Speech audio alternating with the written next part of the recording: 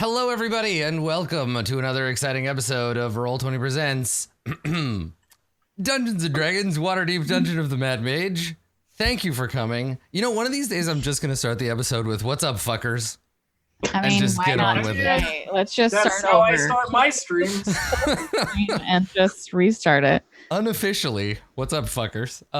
So, welcome back, everybody. This is a very exciting episode for me because we are beginning to plumb the depths. We're finally past level 1, where everyone goes. Level 2, which is full of losers, apparently. Now we're getting into the real shit. It's time for level 3. The Sargoth That's zone. right, Sargoth level. It's Bringing named the after. losers to you. That's right. It's named after a river. But it sounds like it's a made-up Dungeons & Dragons name. And I will tell you this, quick preview, flash preview of the Sargoth level. Sargoth is not the dumbest name of anything on this level, by a long shot. Yeah, 8 is. Wow. Harsh. Wow. Harsh. Little known fact, here's some trivia. Here's some Roll20 Presents trivia for you. Blue Jay's character, Macarius, is a piece of shit. But did you know Blue Jay is also a piece of shit? Just a little bit of trivia for you. Pop-up video. Whoop. Macarius' shittiness is inspired by Blue Jay's own Yeah, shittiness. Blue Jay and her character have that in common. They're both intolerable. But hello, everybody. Welcome to what I'm sure is going to be a very exciting adventure. I checked. I owe you so much experience, but not really. Yeah. It's a lot, but not like you're not going to level or anything. You're pretty 2 level. experience points. Yeah, 2 experience points. It's more I mean, than at one. this point, it's basically the same as 1,000, right? But before we get into the Sargoth level, anybody do anything fun? How's Dwarf Fortress? Has it destroyed your mind yet, Elf? It's going pretty well. I'm at the point where like I have had a Dwarf Fortress related dream. So I believe those are called nightmares. I may be playing a little too much Dwarf Fortress. What I will tell you is that I have figured out a way to train my troops, Adam. And I need to make sure that they are capable of fighting the undead, because dwarves, they panic, you know what I mean? Like when they're confronted with undead monstrosities. So what I've done is I put the refuse pile where all the rooster skins from the chickens get left outside, where they reanimate and attack me. Animated rooster skins, which are weak enough to kill with dwarves that suck at fighting, but then they learn how to fight undead and don't get panicked by bigger undead. I feel like if somebody put before me the option to fight an animated human skeleton or an animated rooster skin, like just the skin of the bird, I'd be like, let me fight the skeleton. I don't want to see that animated skin flapping around. That sounds terrifying. Also, just keep the whole thing away from me. I don't want to live in a dwarf fortress. The mountain is also haunted and raining elf blood, always. Like, Jesus. It rains elf blood. That is the biome. Just from the sky, just elf blood. Is this elf blood. Is this blood that's like taken from elves, or is it just like search me? It is So the raining water elf cycle and blood. the blood cycle That is what are I very know. similar. You have pools of blood. Can I just say, if just to not to harp on the point about the animated rooster skins, but if I were to imagine what a bunch of animated rooster skins look like, I would probably just imagine a naked Steve Buscemi. That's what I thought of. As soon as you started describing that, I was like, yep, just a flappy skin creature, Steve Buscemi. So just know, I am like your dwarves. I am going to get out of the elf blood rain, and I'm going to stay inside, and I don't want to. They really don't like being in the elf blood rain. I can tell you that much. Despairing and horrified dwarves just standing in the blood rain, weeping. quick another quick trivia. I also don't like standing in blood rain. Good. The movie or the video game? Both. Yeah. Both. You know what, though? Speaking of getting rained on by blood, they're making a new Blade movie. Yeah. Which I'm very excited about. Has everyone here seen Blade? Have we all seen that film? Yes. I believe. Oh my God, Lauren. You need to see Blade. It's fantastic. It is really, really good. It's exceptional. Truly, artifact of its time. Yeah, it's extremely 90s. Steve Yeah. is like, I mean, it's good. It's good in the way that Contextually. yeah, it's good in the way that Contextually. Hackers is good. Like it's not It's not cinema like fine verite or cinema. anything. It's- Yeah, like yeah. it's contextually extremely of its time. But also, the Marvel Cinematic Universe pretty much owes its existence to Blade being a thing, because it was like pretty well received, and it's pretty schlocky and over the top, but it treats the source material with some amount of respect. It's pretty good. It's a good movie. we're just gonna be real, but there's a lot of movies I haven't seen. Yeah. So this is gonna be a common thing that comes up whenever you ask if I've seen a movie. Mm-hmm. True. That makes sense. I don't know if Marvel Cinema owing its cinematic universe to Blade is a Well, not in the sense that like it wouldn't exist if Blade hadn't been made. Like it would have. Do you really think so? I don't think so. No, Iron Man was intentional. The MCU already existed when they made Iron Man, right? Like it's not like they made Iron Man and were like, let's see if people like superhero movies. They were like, we've got 5 or 6 of them already being made, and then they just went ahead with it. But yeah, I mean, all right, whatever. It doesn't matter. yeah. I feel like Marvel owes there's its not being bankrupt to Blade. I think that's fair. There's a film historian that could give us a better idea of whether Blade was truly as integral to the Marvel Cinematic Universe as Adam professes that it is. But I believe that it we is. are not that. I'm not an expert, so I don't know. Yeah, so like obviously San Diego Comic-Con, there were a lot of announcements about like superhero movies and Oh stuff. my We got a couple of announcements about like the new Magic the Gathering set. Apparently the new show is going to be mostly about Chandra and some asshole I don't want to talk about. And then I was sad because I was really hoping for some kind of like big ridiculous D&D announcement. I really wanted to hear like we were going to get a D&D TV show, or like there was going to be a poster for the movie or like something. But No, because you have to pay the actors if you wanted that, and they like getting their entertainment for free. Harsh. Damn, Oh. cold. Again, see above And regarding Blue Jay mutual was evil. fire. Just bringing it in. So, well, like D&D's had a very storied history with making like traditional movie and TV content, right? Jeremy like, Irons. yeah, Jeremy Irons. You know what? Jeremy I Irons? unapologetically love that movie. Is it Like, better or worse than Blade? Uh, I know the real answer. they're both over the top crazy. Yeah, yeah. But I don't know that I've ever seen this Jeremy Irons. Well, I you also have haven't not seen seen it? this movie. I saw You're it. I saw the right. D&D movie in the theater on opening day with my entire D&D group, and we came out stunned by how terrible it was. Just I watched Sam Neill's Merlin over and over and over, but I don't think I ever watched a D&D movie. there's just the one. It's really bad. seriously, just Google Jeremy Irons D&D and then watch It's- any scene. It's hard. It's amazing. It came out at a weird time because weirdly, like they made this D&D movie during 2000? Yeah, they made it during a time when D&D wasn't really doing so hot. Like How did I not even know that this existed? Terrible. because it's really bad. But like there was going to be a movie. There's going to be a D&D movie in I think the late 80s. There's a script and everything for it. I think it was like a Dragonlance movie, and it never got made because D&D started to falter right around the time they started making it. And then we went through a really like dark period. People are just getting into role-playing games now. You're really lucky because D&D and RPGs are doing super great, and there's so many of them, and like a lot of this stuff is accessible and cool.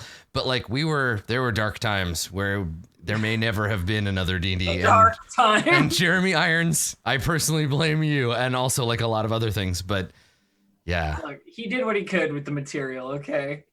I mean, I'm sure he got a paycheck. Yep. Yeah. You do your job and you get paid, and sometimes you make good Also, movies, and if I were- sometimes you make bad movies, and most of the time you make middle of the road movies. If I were in a movie, I would want to play over the top evil wizard guy. I mean, like it's like top levels of like casting. I'm pretty sure you live your life like that Same. already.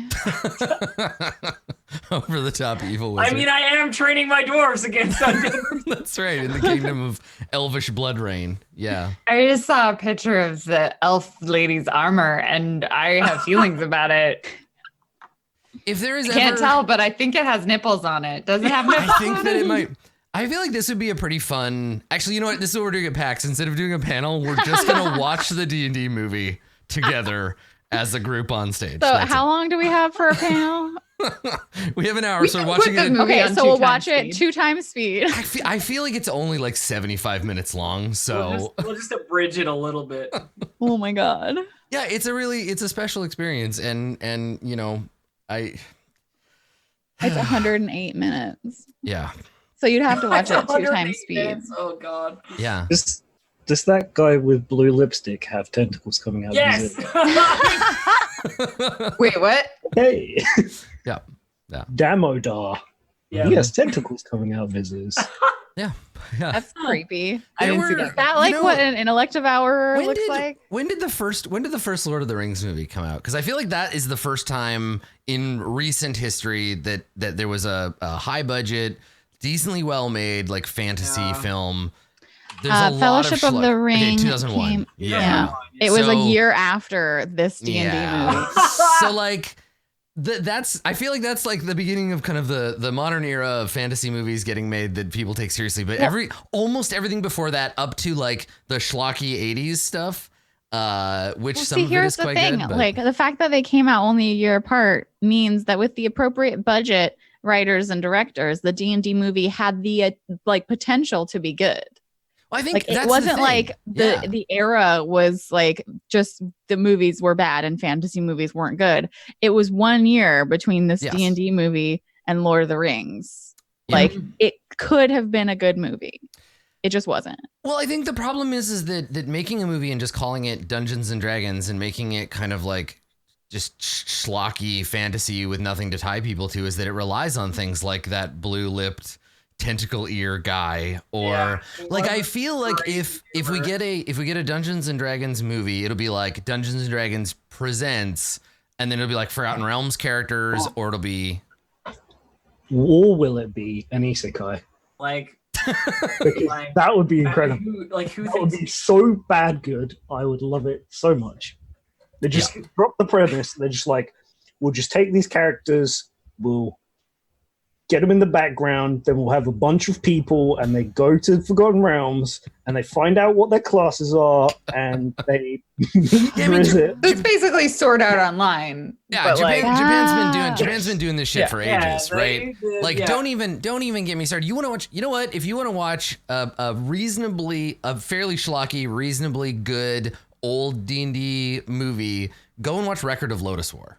Go watch Yeah. Record of Lotus War. Yeah. That's a D&D campaign made into a show, and Totally, I agree. and with All that. that's- right. The and feeling Chat's- that you Chat's telling felt me Elf already. when Ishii got put in Idle Champions, just imagine if your D&D character was put in a like actual fucking movie though. That'd be pretty sweet. I gotta say. That would be the best. I'm accepting offers for No, they Whatever put else Ishii you may in, have. but Ishii would be like early concept art of the Pokemon movie / Sonic movie. there'd be a trailer, like- and it would have like a really They're bad '90s rap song in it, but cut really poorly with some dubstep, and it would just be Ishii, and there'd be a whole fan. that sounds Oh my god, and Ishii be played by Scarlett Johansson. Perfect. Good. Thank you, Mads, know for what? ruining this for You know us. what? Pay me. You can do it. I don't mind. Yeah. Yeah. So like we have a long and storied history with quality or lack of quality therein in the sort of post in the D&D post 80s cartoon world. And I have heard rumblings, and I can't remember where I heard this, but I've heard rumors that there is some kind of like thing like that. And the fact they're making a magic show for Netflix makes me think that it's possible we could get some kind of streaming service like based D&D thing. Drizzt Orden series. When? No, get out of here. No Drizzt Orden, unless it's like an extremely homoerotic sorry. action I'm adventure sorry. with him and Artemis and Triri. I'm sorry, not Drizzt Orden. Elminster series. Give me that one. Yeah, it's going to be rated R. It's going to be called Elminster Fucks. Yeah, it's gonna be called Elminster. It's called a wizard's staff has a knob on the end. Elminster, I put on my wizard hat and robe. Good, perfect. I would rather an entire Netflix series about this multi-septuagenarian sexual escapades No. of Elminster in like an English sex farce like kind of way. Like just get like Oh yeah. Someone who worked on Monty Python. Get Stephen Fry to play Gandalf. And just have it be just like or Elminster, and have it be Elminster's Naughty Adventures, and that can just be the show. Just like a corny 60s, like, yeah, perfect, sexy old man adventure. I would not watch it. But every character is replaced by a wizard. Adam just wants a glimpse into his future. I mean, honestly, listen. I think it would be really funny though, something like that, because it'd be a hell of a lot better than like basically just grimdark blackface, the show. I mean, that is the issue with... That's the new Witcher show, isn't that? Grimdark blackface? There's no blackface in it. There's no people of color in it at all. So Right. Because historical accuracy. Yeah, right, because historical accuracy, because it's set in Magic Poland. All right, listen, we've alienated just about enough of our viewers today. Let's delve into the Sargoth level and see what kind of trouble we can get into in a fictional universe instead of this real one where we just talk shit about things that people love. So the last time we left you, we were at the entrance to the Sargoth level. You were at the level 2 staircase. I have placed you at the bottom of the stairs, leading you into level 3. And I don't think that there is anything particularly different archaeologically about this hallway. The hallway is constructed in the same repurposed dwarvish style. It has the same dimensions to the hallways, 10-foot ceiling, and then the dwarven construct here. I think the only thing that you might notice as you descend from level 2, which I believe was called the Arcane Chambers, as you descend from the Arcane Chambers down into Sargoth level, you find that the air is slightly damper down here, which fits because you were warned by your dwarven friend or your dark elf friend that this was named after the River Sargoth, and that apparently if you take the River Sargoth downward, you can potentially reach Skullport. So you say downward. I'm assuming downward like waterfall down. Yeah, maybe it'll be like a Deliverance situation, but with drow instead of hillbillies. I mean, they said that that's a way that you can go, so I'm guessing people survive. So maybe it's not a very deep waterfall. It could be like a lock, like when they do, like they rise the water and then they lower the boat. Rapids. I think what we need to establish as well is this actually a river? Or because of the fact that it's underground and seems to be contained underground and not go into the water above ground, is it actually an aquifer? I mean, you can have underground rivers. Yeah, but they're aquifers. No, that's still, isn't it? If they can fly. If you're someone who gets like aroused by dressing up like an underground river, are you an aquafury? Dave, I saw you start to cringe before I finished saying that. Yes, because it was so obvious set up for a terrible joke. Anyway, yeah, we don't know. We don't know if the River Sargoth leads out to the Bay of Waterdeep, or if it is a contained internal aquatic environment. I guess we'll have to find out. So at the bottom of the stairs, at the bottom of these stairs, you reach a T intersection leading west and east.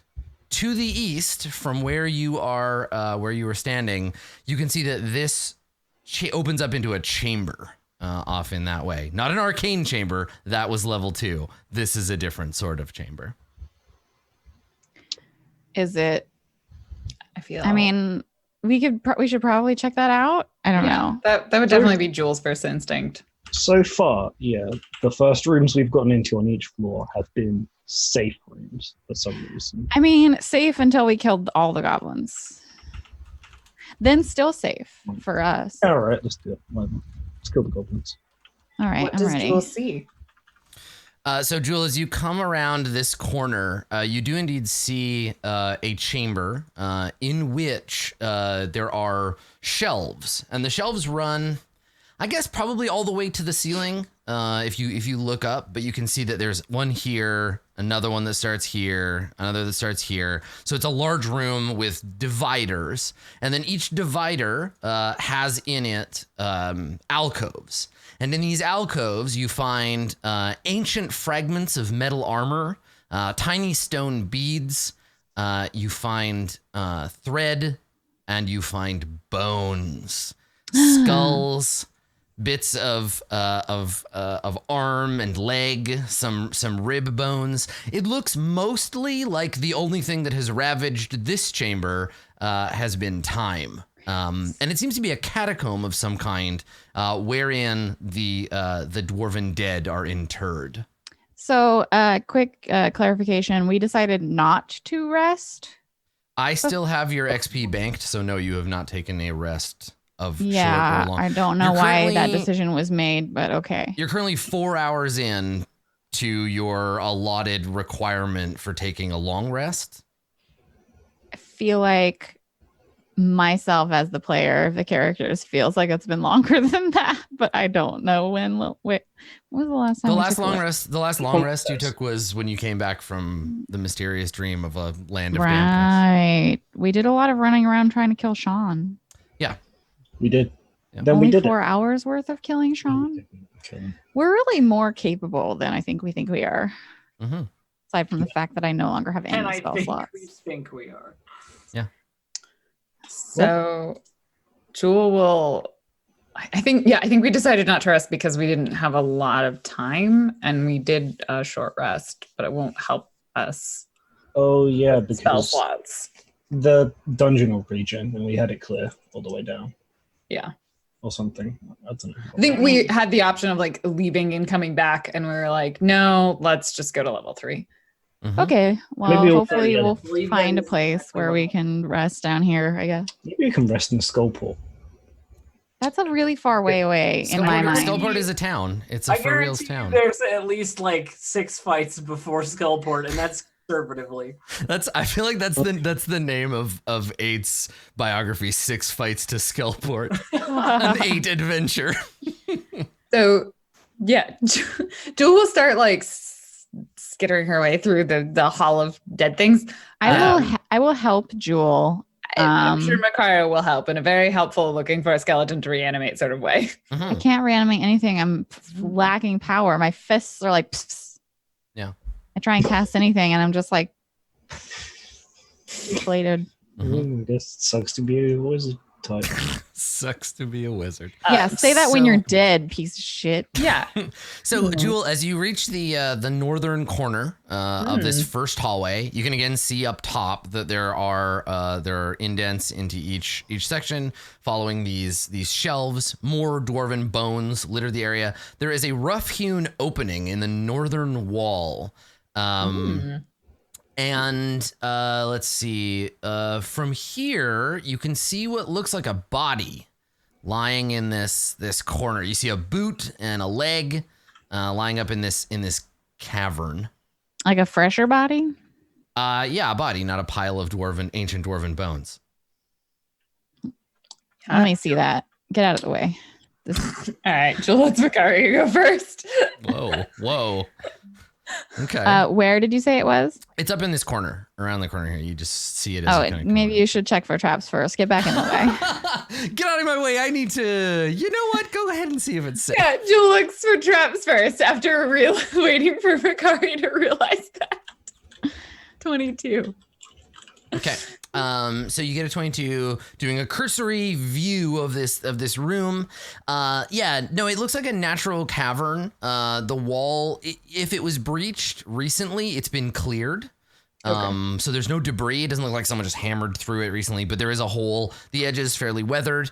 You can see this body lying on the floor. There's no evidence of a trap. You see nothing lurking on the ceiling waiting to drop on you. Okay. Cool. In which case, then she proceeds forward. Where'd you say it was? Over here? Yeah, there's a corpse Yeah. right there. I would like to examine this corpse. It is a dead human being. Let me A just human being, an elf being, That's a a human. dwarf being. Okay. Let me just hold on. Let me just put corpse on the map here. We put corpse on the map. All right. So In this area, the partially rotted remains of a male human lie in this cavern. As you come around the corner, Eight's light falls on his face, which is twisted in a silent scream. Terrible face of pain and horror. Just like that. Thank you, Dave. And he lies dead, like that girl in the closet at the beginning of The Ring. Oh, gross. Can I make a medicine check to see what might have killed this very scared You certainly fellow? can. Yeah. He looks so terrified. He died afraid. I would speak to him, but I'm out of spell slots, so I can't. 27. I All got right. a crit. So this body has several gristly wounds, including one clearly obvious where his neck meets, I guess, around his clavicle, like around his chest. The skin there is torn and peeled back, suggesting that something emerged from within him. Alien. With God.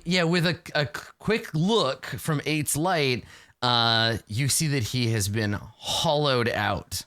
His clothes and his armor are kind of like holding his body in shape, but inside that shape, he's just kind of like shriveled. His internal organs either having been rotten or rotted or consumed or whatever, and then something burst from within him. Could I make any kind of supposition as to what kills a person like that? You can suppose all you like, but you have never seen wounds such as this before. Is the hole in the chest large enough for my skeleton to go inside this corpse? Is it And like you want to dress Skeleton your man! skeleton in a skin shape of a terrified man. So you want to take Steve Buscemi and peel it over this. No. With a little bit of time and some scissors and some thread, you could make a skin suit for your skeleton if you wanted. I feel like what she does to illustrate this question is she like tells her skeleton to like put his arm like in the thing's arm and like wave it around. So It's his just like, hey, limb, look. his limb flesh is still present, though rotted.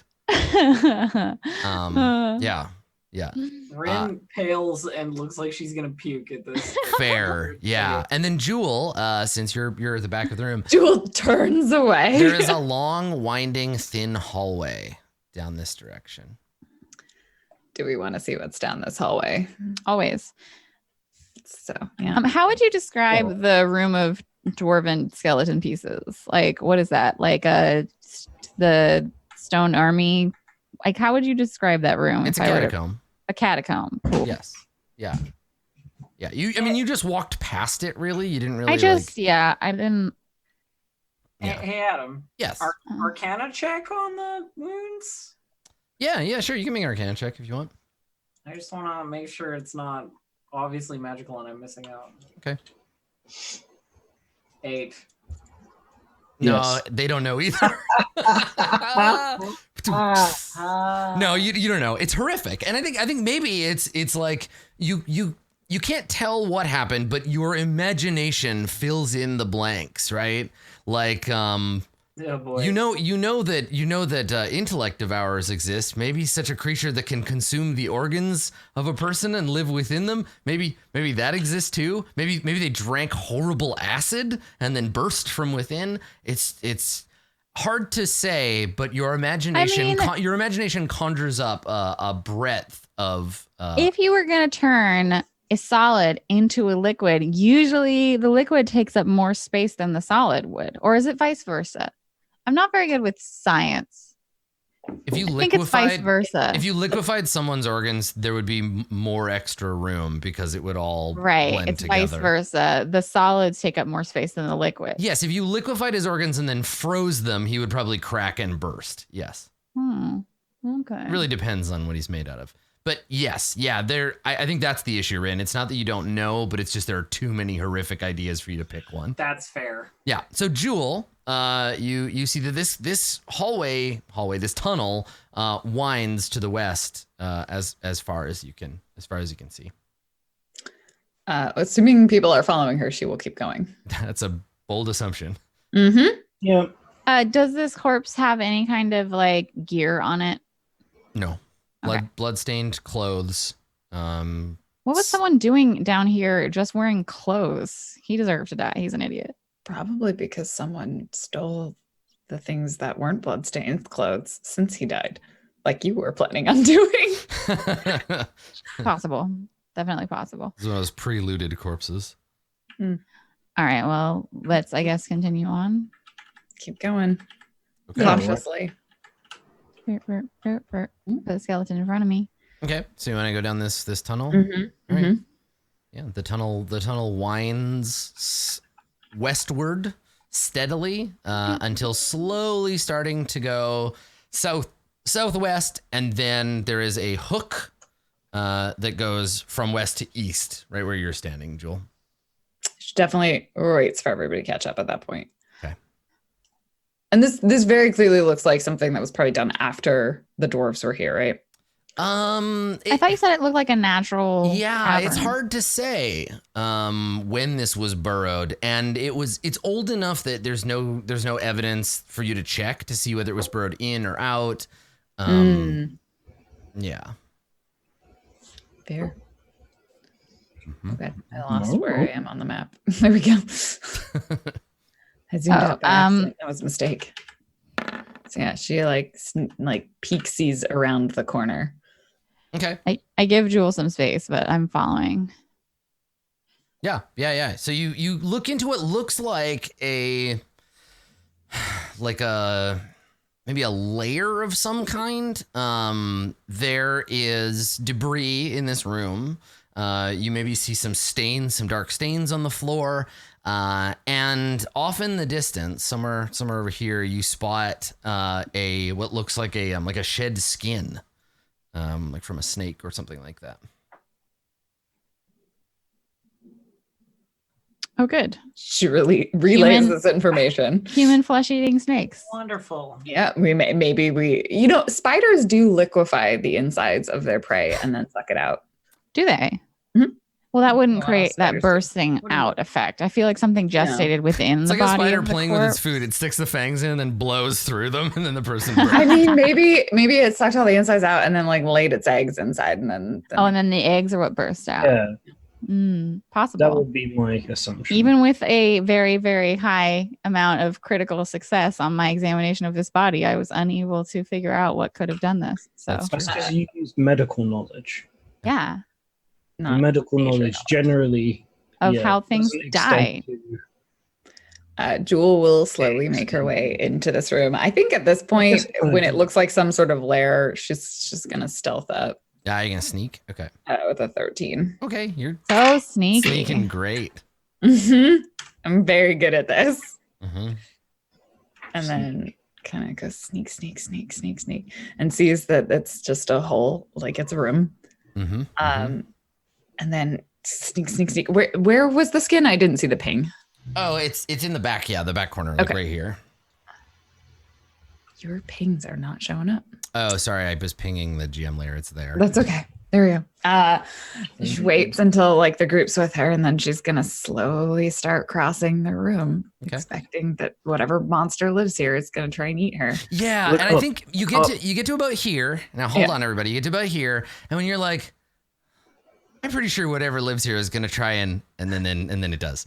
So by a combination of your terrible stealth and my quite good stealth, you don't notice. Now we see this as an audience. You see the camera over your shoulder. We see shapes heretofore camouflaged against the wall, appearing to be simple stone. Peel away snake-like shapes that end in a long pointed beak. They peel away from the wall and then rush towards you. I have a handout. So it's basically, you see it as a snake at first, but then at the end of it, it splits open. Oh, it's okay. We've seen, I think, these creatures. Oh, before. we have. We just never fought them. We saw dead ones. That's right. Living gricks.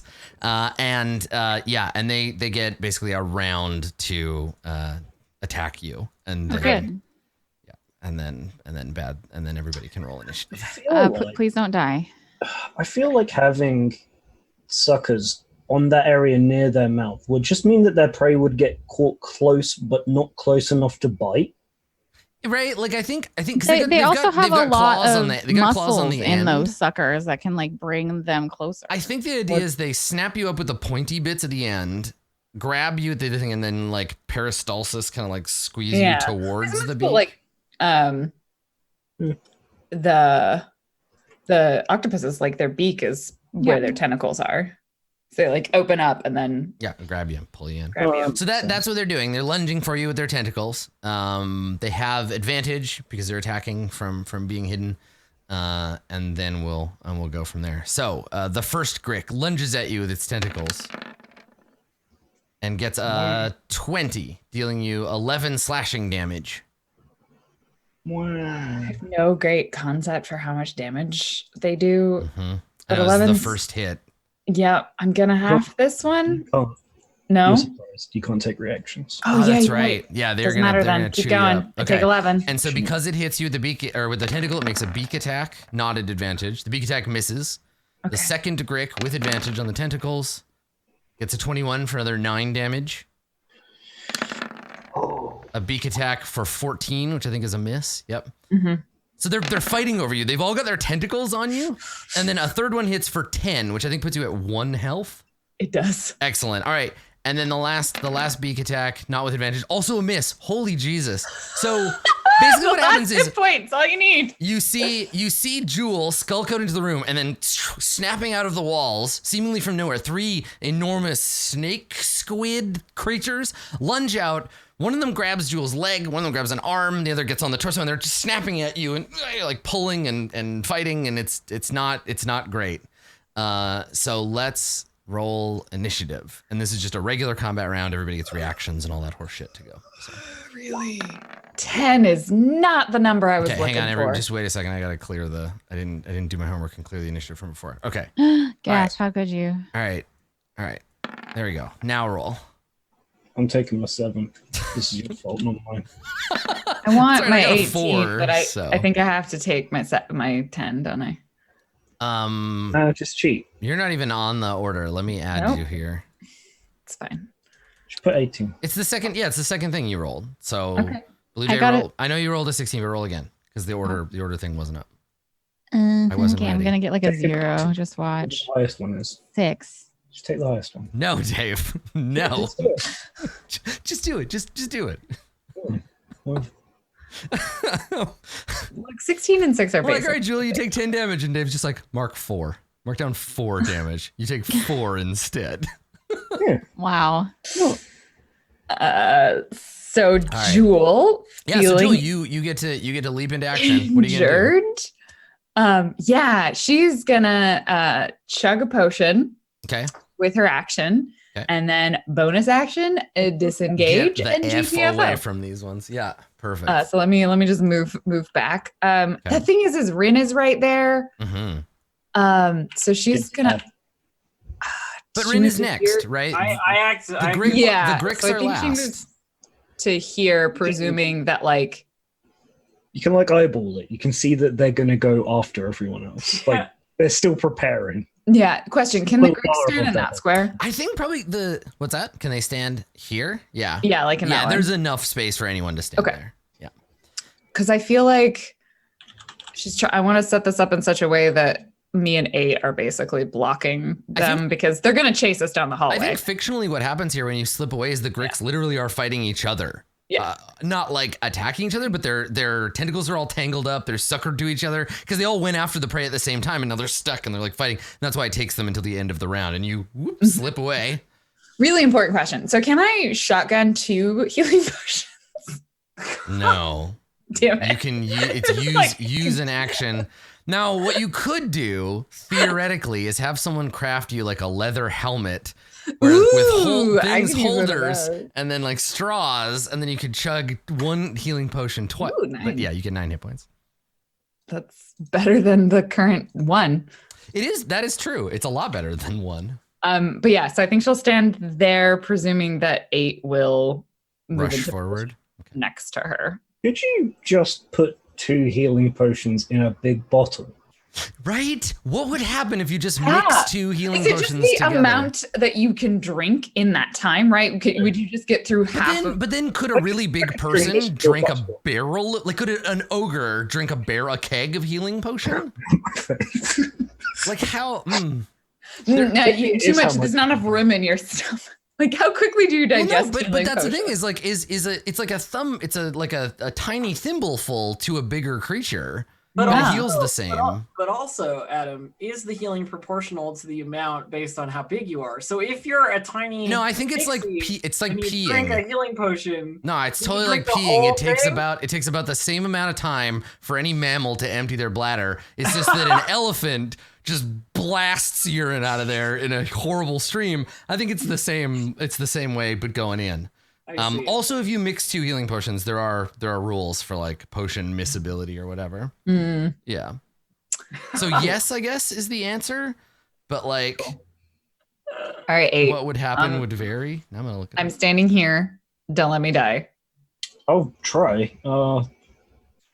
It's not my turn, but I'll try. Swordy does nothing. Rin, it is your turn. How cool do I want to make this turn? Because I could do a really cool thing, but also like we need the resources really badly. We'll sleep in the dead Grit nest probably.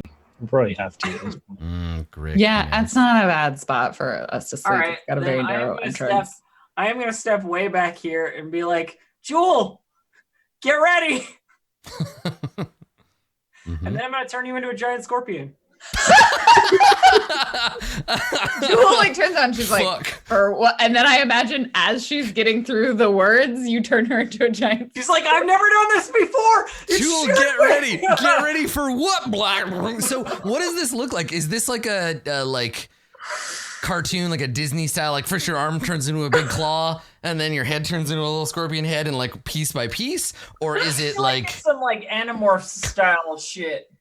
Okay. All right. Get that going. Okay. The thing is I don't get sneak attack when I'm a giant scorpion. You do get poison though. You do get poison though. No, because it's got to be with a weapon. Ah, that's right. And you're It's giant. gonna be with a finesse weapon. So unless my giant scorpion tail counts as a finesse weapon, Look into the mirror. This is you now. This is what you look like. The real reason I did this is because your health, like it can buffer based on the scorpions. Oh no, for sure. I totally, because it's like being a druid. Yeah, a druid. You get all of that HP. So I now get druid scorpion HP. Okay, Yeah. So I think I can. Here, I'm gonna add. I do like to imagine that it does have cat ears. Perfect. Great. And a little like fuzzy, like a little bit of fuzz on the tail. Here we go. Can be edited and controlled by. There we go. All right, you should be able to now. I can control the giant scorpion. I'm gonna put you there. Here, let's do this. Okay. Add the giant scorpion at the same initiative you were at. And then I'm gonna just put you on the GM layer for a minute. All right, this is pretty good. Nanosphere is Scorpion. Very nice. All right. So, yes, everybody watches. Oh, I can't see for shit now. Yeah, well, I mean, let me see. Do scorpions have dark vision? We have light. So yes, they do. I'm going to give you, there you go. You should be able to see. Scorpions have 60-foot blind sight. That's they can right. see into like so it's like anything. Your little suddenly the world changes. Your perspective drops. You suddenly feel the weighty strength of your crushing arms. You feel your tail hanging deadly above you. You feel a need to burrow and to lay out in the sun. And you can sense all around you the breeze and the moisture in the air. You can sense the gricks with your tiny little hairs on the outside of your beautiful carapace. What a lovely creature you've become. Also, I feel a lot better because I have 52 hit points. Yeah, you feel like you could take on, 3 gricks at a time. Yeah, good. Yeah, you feel the need to crawl into someone's boot and then kill them by accident. Cool. All right, Rin. So you've transformed your friend Jewel into Scorpion on the far coast. Yeah, Rin is more surprised that it worked. This is like, she basically copied notes that she'd stolen from Alistair a long time ago, and she's just surprised it worked, and she just like stays exactly where she is, like marveling at her work more than anything else. Fantastic. It's beautiful. You've done it. You can turn something into something else. How many, do this math for me, Dave, with your massive IQ. How many rounds is an hour? 600? 600. Okay. All right. Cool. In 599 rounds, you will return to your natural form. So it can be a beast with CR up to the target's level. Yes. This scorpion has 3. Yeah, CR3. Right. You'd be a beast up to CR7, I guess. Yes. The target's game statistics, including mental ability scores, are replaced. Your new intelligence is 1, Jewel. Yeah. Yep. Oh, that's nice. I just feel really bad. Actually, it wouldn't feel bad. You wouldn't know that it feels bad. Yeah, you're suddenly, I have no idea. Incredibly stupid. I think I retain enough to know that those things attacked me. Yes, they're going to attack you. Therefore, I'm going to attack them. Yes, you register hostility for sure. Yeah. But I don't know what's going to happen when they're gone and just the party's left. Yeah. Well, Rin can turn you back, right? Then I will stop concentrating. Mm-hmm. That's fair. Mm-hmm. Mm-hmm. Okay. 8. It is your turn. All right. Let's do some combats. Well, let's get nearly into combat, I guess. Well, we can block this now with the help of the scorpion friend. I think 8 was around the corner. Does he just where'd this scorpion come from and where'd Jewel go? This was the jewel. Get ready. It's intentional. Kill Grix. Right. Ready in action because I'm 5 feet out of range. Yep. Wait for them to come within range and then attack. Yes, please. Okay. All right, Macaria. Okay, so there's a giant scorpion, which is cool but also weird. And I'm behind Rin, but I can get closer. I feel like the thing here is that it's a very narrow hallway, and I'm just like, oh, excuse me, oh, pardon me, oh, excuse me, oh God, giant scorpion. This is okay. But I saw the whole transformation, so I'm aware that this is a jewel giant scorpion and not just a random giant scorpion. Yeah, so on account of the little cat ears. Yeah, I'm standing next to it going okay, I'm just going to handle these things, but please don't touch me with your gross or that. I already know the answer, but it's funnier to me if I imagine that you have invisible mittens. Right. Giant invisible oven mitts over top of your claws. Yes, perfect. Yep. And I'm going to cast Toll the Dead on the Grick right there. Okay. So I cast Toll the Dead. How wise is a Grick? And then my bonus action, I think, will be for the Skelly to just hold the rear. This because Grick got a 10 and thus takes 10 necrotic damage. Cool. The Skelly's gonna hold the rear because there's so much happening here, and Right, just keep an eye on the tunnel so nothing sneaks up on you. Yeah, exactly. Like a hollowed out Steve Buscemi. Okay, good. So, come on, Rin. You should have turned her into a killer whale. That would have been way funnier. What is more dangerous in the land of Dungeons and Dragons than Mighty Orcus, Lord of the Undead? Mighty Orcus. Yeah, right? If you wanted to get not Orca! Damn it. Awesome. All right. So I can't wait until you turn her into a cat. 8, like a jungle cat. You can make your attack. Go ahead and do that. Sure. As one of the Gricks rushes forward to attack you. So 21's a hit. Nice. It absolutely is a hit. 14 piercing damage. All and right. Markhead, even though I think it's going to attack me. Anyway. It does attack you. Yes. Yeah. So you stab it as it rushes forward. You tear into its flesh, and then it lunges at you with its tentacles. Sweet. And it does not hit you with them, surprising no one. The other Gricks also rush in and attack. So one attacks you.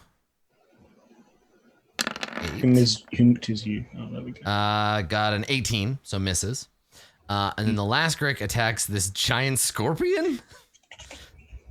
I don't have any of my stats, so. Your armor class is 15. You should actually, if you hold shift and left double click on the token, you will get giant scorpion character sheet.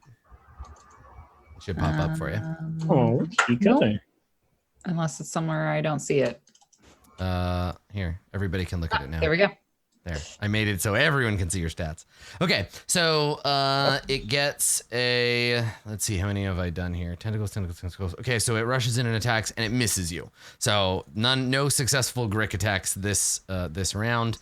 Giant scorpion on the far coast. It is your turn. Give him the clamps. Yeah. The clamps. Julpian is gonna attack the one that attacked her. That's her level of intelligence right now. Yeah. This thing So that's this deserves one here. to be stabbed. She makes 2 attacks with her claws and 1 with her sting. So many attacks. All right, get him. The attack madness. All right, the first one. So many attacks. You should actually just be able to roll off the character sheet. Oh, that's right. As well. I totally But that's forgot. a hit. That 22 is a hit. You can, yeah. Okay. You can go with that one. Where's the Your damage is 1d8 plus 2. Okay. That one I don't see on the sheet. Grapple. 9 damage. Right. And grappled. Oh, Now you that's have right. you have 2 claws, so if you wanted to, you could grapple another target as well. Each which can grapple only Yeah. one target. I can't reach another target Yeah. except for 8. This would actually be a pretty sick fight. So this Grick slithers in, attacks you with the tentacles, you bat it aside, clamp it in your claw, and it's like wriggling and trying to get at you, and you're holding it with the claw. You can clamp it with your other claw too. You Yeah, can, I think that's what I do. I just like stop moving and then second clamp. Okay. So grapple doesn't affect any kind of advantage or disadvantage. So there you go. 17. 17. Yep, that's a hit. Nice. And then 4 damage. For another 4. Okay. So she's like clamping on it. Yeah, you can grapple only one target. Okay, so you can't grapple with both claws. So this one just snips at it, and then you have your tail as well. Yeah, and then just an overhead sting. Nice. With the stinger. 21. Okay, so you did 9 damage, then you did another 4. 4, and then stinger hits. Yep. Okay.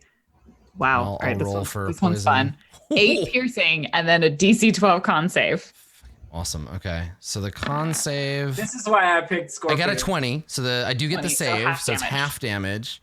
So it takes the 8 piercing, and then it takes another 10 from the poison.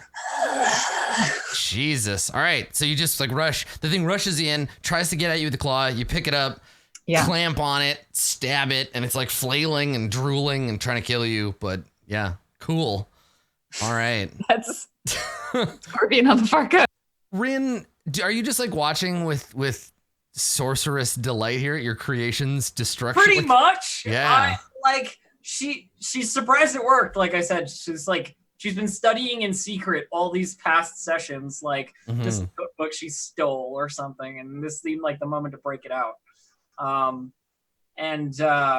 Yeah, I think she's just like watching, mostly concentrating on making sure that the spell stays active.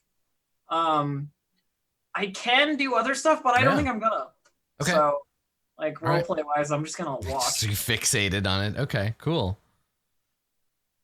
All right. 8. It's your turn. Okay, I'm going to stab some more Gricks. I might as well. I'm sticking a bunch of damage. Yeah, let's try and finish one off. I'll attack the one that is currently being grappled by Scorpion on the far coast. Actually, no, I changed my mind because she won't be able to attack because I'll be in the way. Mm-hmm. I'll take the one to the south of me. Yeah, the one you've marked. Okay. Yep. Whoop, 21 again. Yeah, no problem. These things are fairly easy to hit. All right, 10 more damage. It is dead. You slay the Grick. Roll. Did you move so that I can get to the other one? Yeah, I can move slightly. I can The move. problem is that the way the Oh, yeah. Gricks are standing, you're gonna have to squeeze to be able to get it. Then you're at disadvantage for everything. What Yeah, I'm I'll hoping attack is that the I grapple. murder this one and then I stand on its Yeah, dead if this body. one dies, move Yeah. forward. Yeah, now I can attack that one. Yeah. That is grappled. That's what I'm hoping. Does a 15 hit a Grick? It does, yes. All right. I'll deal it a further 11 points of damage. And that's sorry, which one is that? The one that The currently grappled one, yeah. okay, all right. That kills it. So the one in your claws is now dead. You've just got this dead Grick flailing around. Okay, sweet. And then to leave you some room, I will go around this side of it. And there's no point pushing over because it will have to stand before you do. All right, Yeah. good. Okay. We good. All right. Macaria. Second verse, same as the first. I'm gonna point at the remaining living Grick and toll the dead on its face. This Grick gets an 18 on its wisdom saving throw. Wow, the wisdom of the Grick. Yeah, it Um, refuses to be told. Then that's it. That's all I got. I just like I look over at Rin and I like do the whole pointing and bells and tolling and magic. And then I look over at Rin and I'm just like, oh. I tried. Okay. Rin looks at you like, I get it. Okay. This Grick goes after what it perceives to be the largest threat, which is the giant scorpion. So 8. Stab it as it Yeah, moves you can past. attack it as it goes. Yeah, you hit it. And I mark it as well. Ha ha ha ha. Okay. All right. Now, if you mark it and it's not adjacent to you, it can't. You have to like. It doesn't have the disadvantage on the attack, but if it survives, I'll get the bonus attack. Okay. Makes a tentacle attack on the scorpion. It gets a 17, which is a hit, dealing you 11 slashing damage, scorpion. And then a beak attack on you, which is a miss. So you take 11, which you should be able to just mark on the token. Yeah, there you go. Okay. It's just struggling to click on it. Yeah. It's your turn, giant scorpion. Rinse and repeat. We go for a claw. Nice. Oh, I'm rolling really well here. Definitely a hit. For 8 bludgeoning. Okay. Grapple that sucker. Grapple its Sucker. rubbery body. Yep. With another snippy snip. Yeah, do it. 17, 8, another 8 damage. Okay. All right. And then a thing. Okay. That's a hit too. Oh, wow. Okay. For 5 damage. DC. Okay, I'm not gonna bother rolling the save because it's definitely dead even at half damage. Yeah. Okay. So this Grick slithers up to you, wraps its tentacles around one of your arms, like starts clawing at the edge of your armor. You just lift it up and stab, and then it just goes like flails around and goes limp in your arms. And then starts eating it. Yeah, nice. And you just start taking chunks off of it. Perfect. Yep. Okay. So Rin, the fight is clearly over. I'm sympathetic to not turning her back mid-meal. Mm-hmm. So I'm just gonna wait and concentrate a little longer until she like settles. Okay. And then do it. All right. Okay. I mean, I feel like giant scorpion eats all 3 of the Gricks. What do they taste like? Yeah, what do they? I do don't they think taste a like scorpion chicken? has the same like taste buds like that a human does. So it Not just at all. it's just When you food. change back, are you gonna be like really full? No. Or does the Probably. like contents of your stomach I like think the percentage of fullness I is think the it's same. proportional fullness. Yeah. God, welcome to Polymorph, everybody. We're gonna spend the next 2.5 hours talking about how does Polymorph work. I love Polymorph. I know, I love it too. It's some grade A D&D bullshit, and I'm here for it.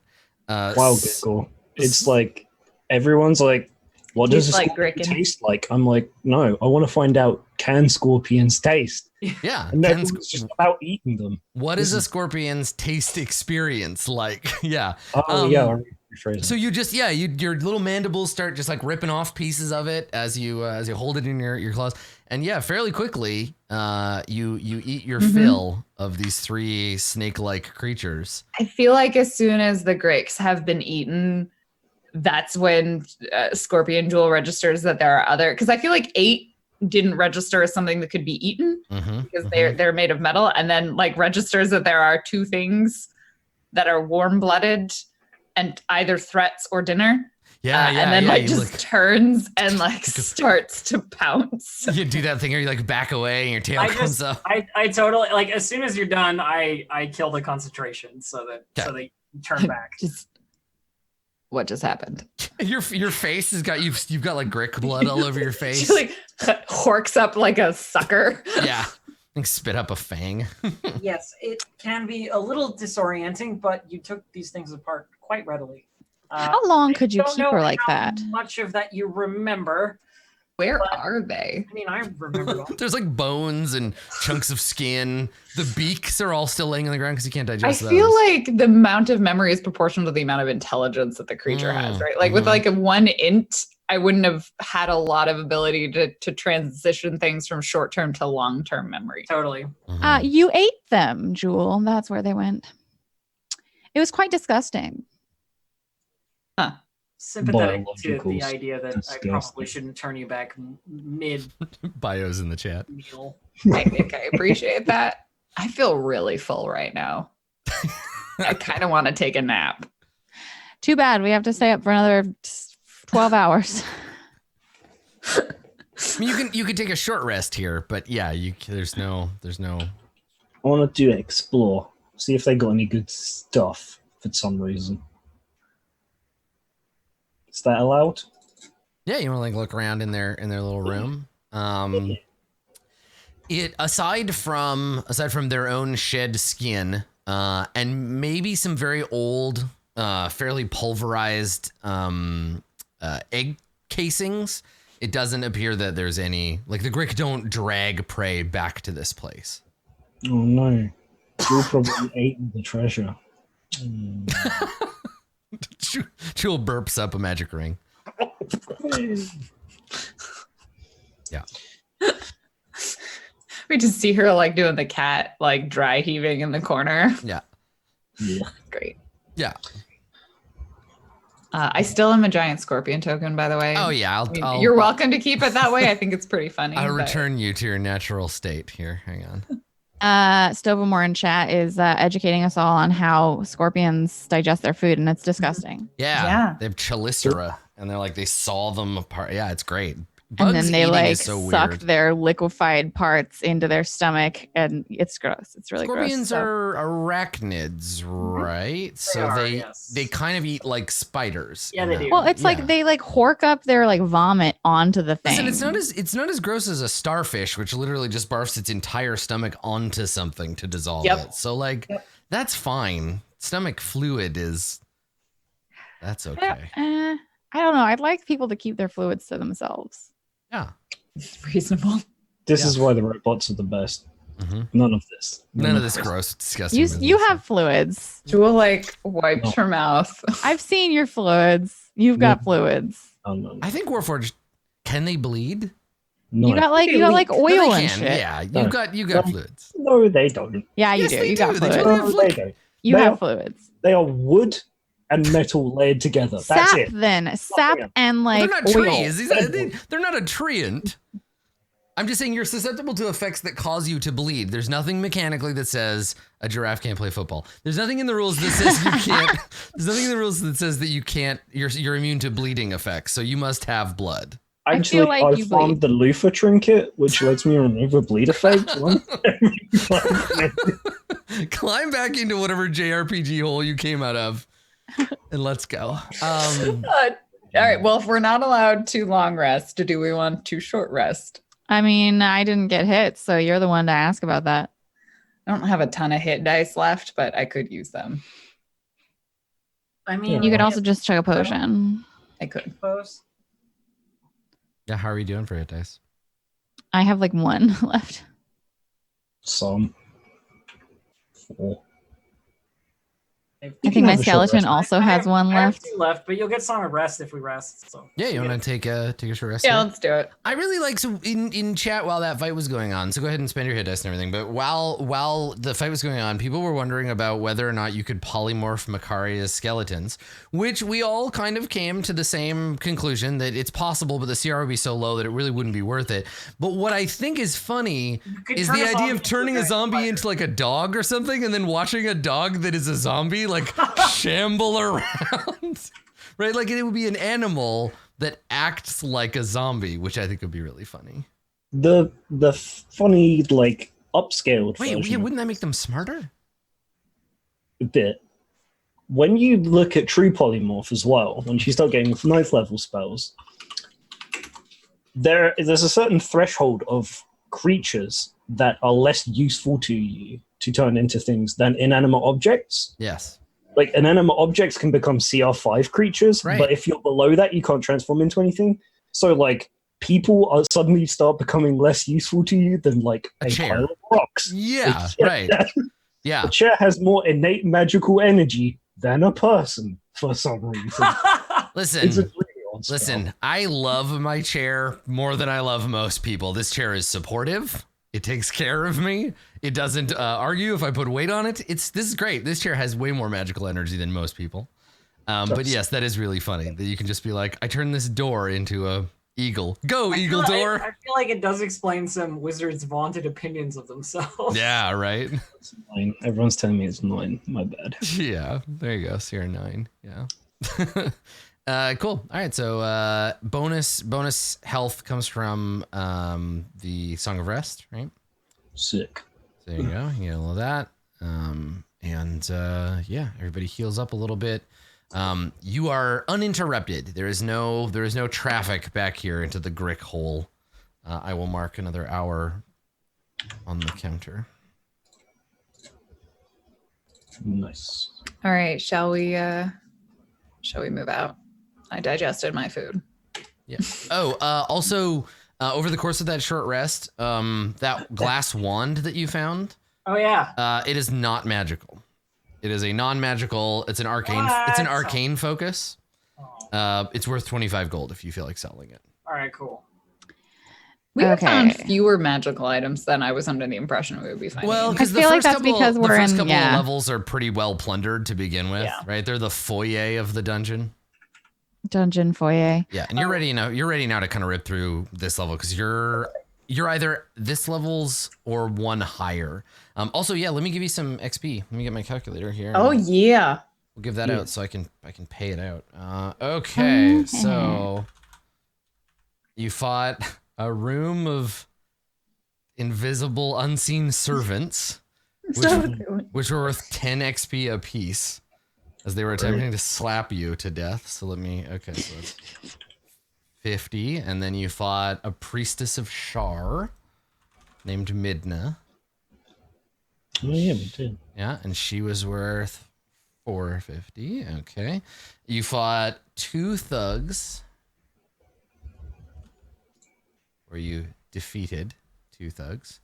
So that's another 200 experience. You defeated 2 bugbears. Mm-hmm. And they are worth another 400 total. Okay. You killed 2 intellect devourers. Sure did. It was really close. Thought I was like, oh, this might be the end of Jewel. You Okay. got it. And those are worth another 900 for the 2 of them together. And then you killed 1 Shun Shurith. Yep. Defeated Shun. And Shun is worth... Wow, Shun's actually worth a decent amount of experience. Everybody Yay. sucks so bad. Stupid. Yeah, I think he's just a swashbuckler with drow abilities put on him because he can parry and he makes I short think sword it's attacks. mostly his weird poison. Yeah, it's the drow poison, I think, that makes him worth more. And then you kill Because if there are other thugs like taking the front and he can just like shoot you over and over, it's more of a. Well, he did one shot Jewel, right? Yeah. Like Jewel, and it knocks you out pretty hard. So Bleach, I think you've become a picture of Bleach. that's okay. It's fine. You'll catch up. Oh. Do not turn your webcam off. Don't do it. I think it's because I accidentally opened the camera app. Oh, good job. Yeah, you're frozen now. It's a good look, though. You're fine.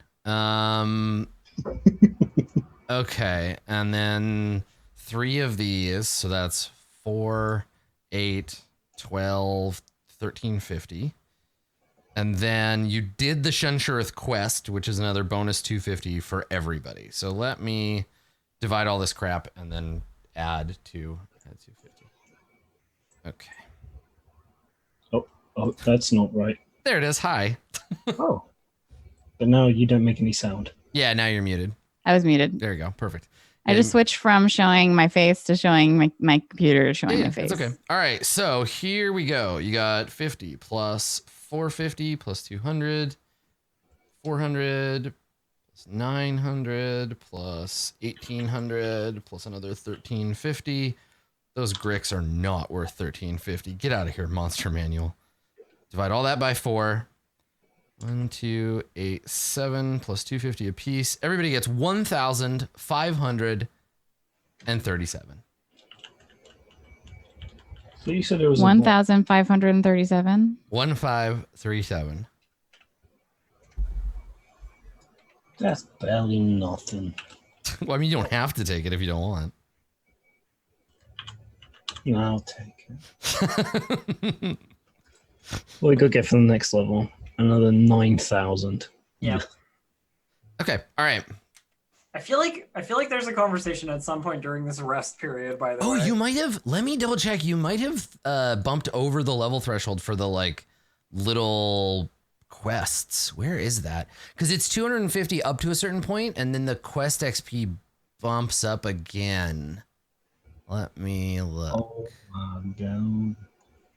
It's Nope. It's the same. It's this until level 11. Wow, that's a big jump. Quests go from 250 experience to 1,000 experience. So they're always like totally negligible amounts. They're always pretty small, yeah.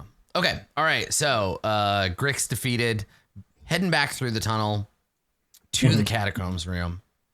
An hour has passed. You said that we didn't really give a good look to the Catacombs Room. So like when we go back over, can I like look through the rotten, decayed skeleton bodies and see if like I can learn anything about dwarves or the dwarves that lived here, I guess? Yeah. Just like sure. No. Okay. So at a glance, actually, who's doing this examining primarily? Who's the ones exploring the catacombs? Yeah, you can make an investigation check if you're looking for like secrets or hidden stuff. Yeah, secrets and things. Okay. We'll do that for sure if someone wants to help. Once they check an area, I will lean in and I will stab the corpses. Okay, they're not really corpses. They're not corpses. They're like crumbled bits of dust. They're bones and skulls. But yes, if you want to make sure, if you want to like poke at them, take the heads out and just throw them, smash one. I am certainly not being useful during this, as I am furtively, politely trying to interview Jewel about. So what was it like having blind vision? Can you still taste the snake things in your mouth?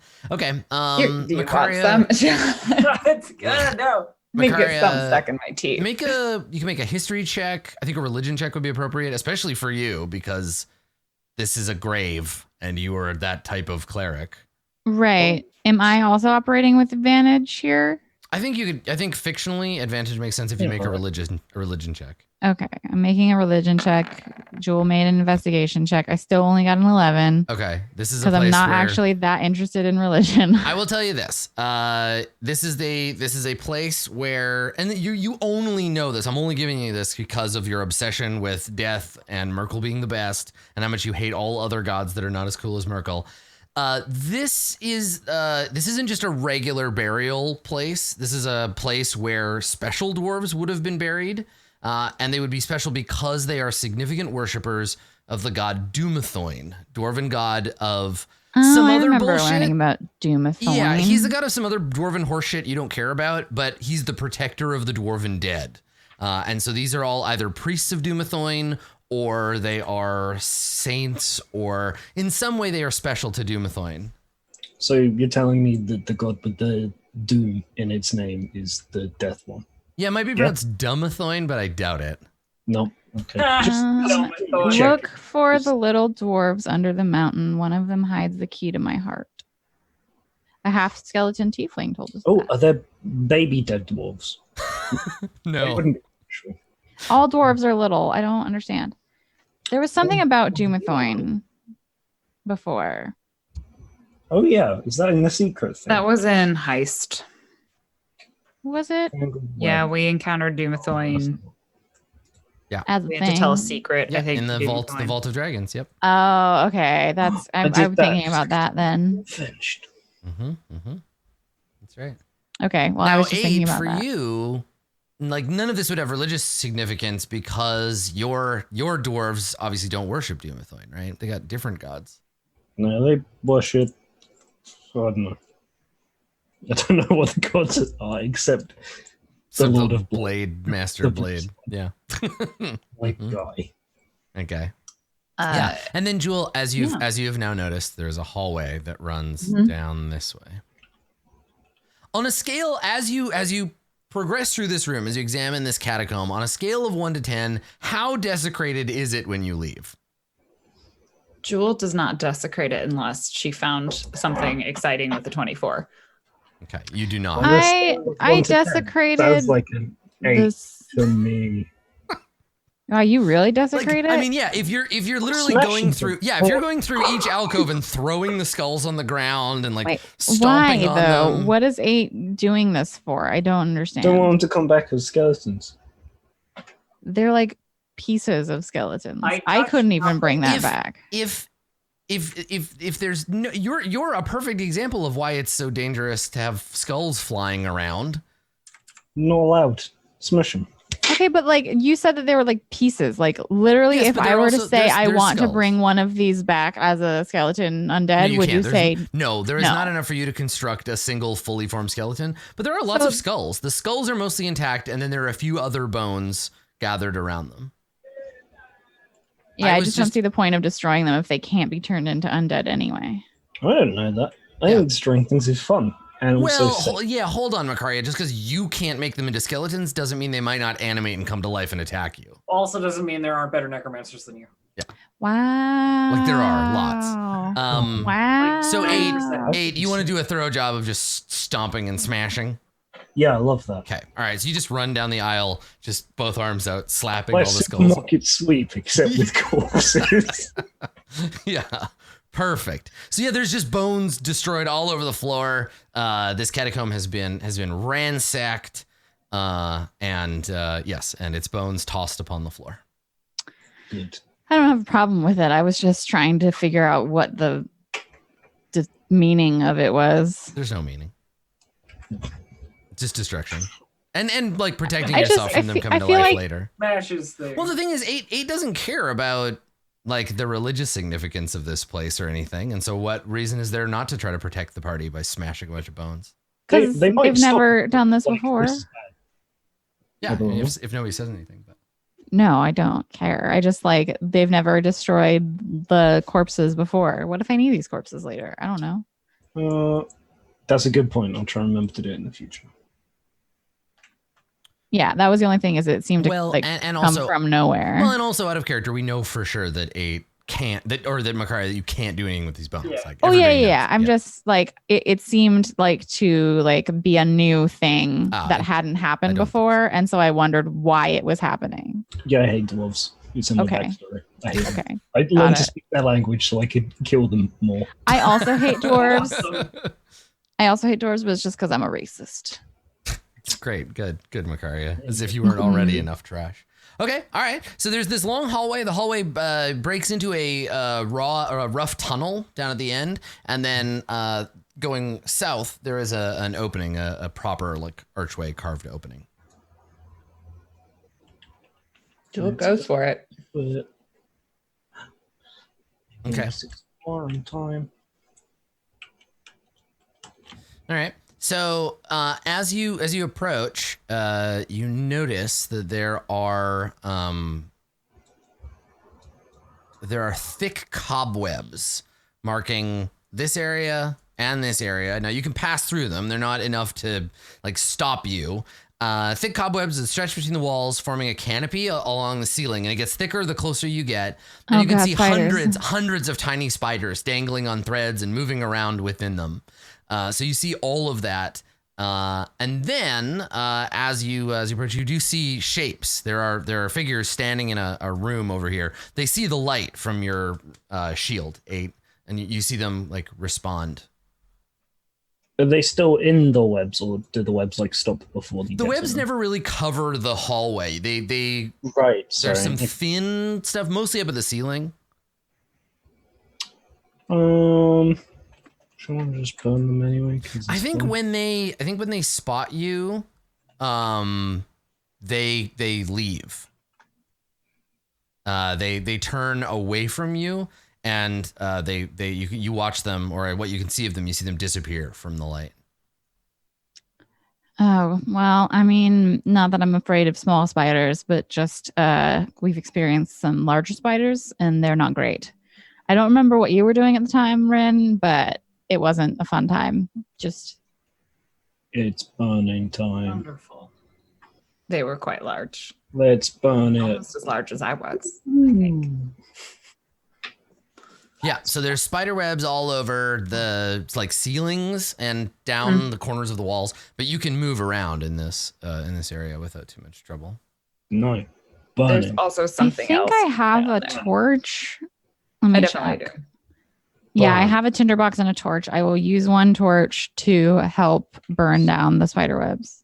Okay, so as you're getting ready to ignite the spider webs, you can hear, coming from the south, you hear a series of rhythmic, clanking, tinking sounds, like metal tools hitting stone.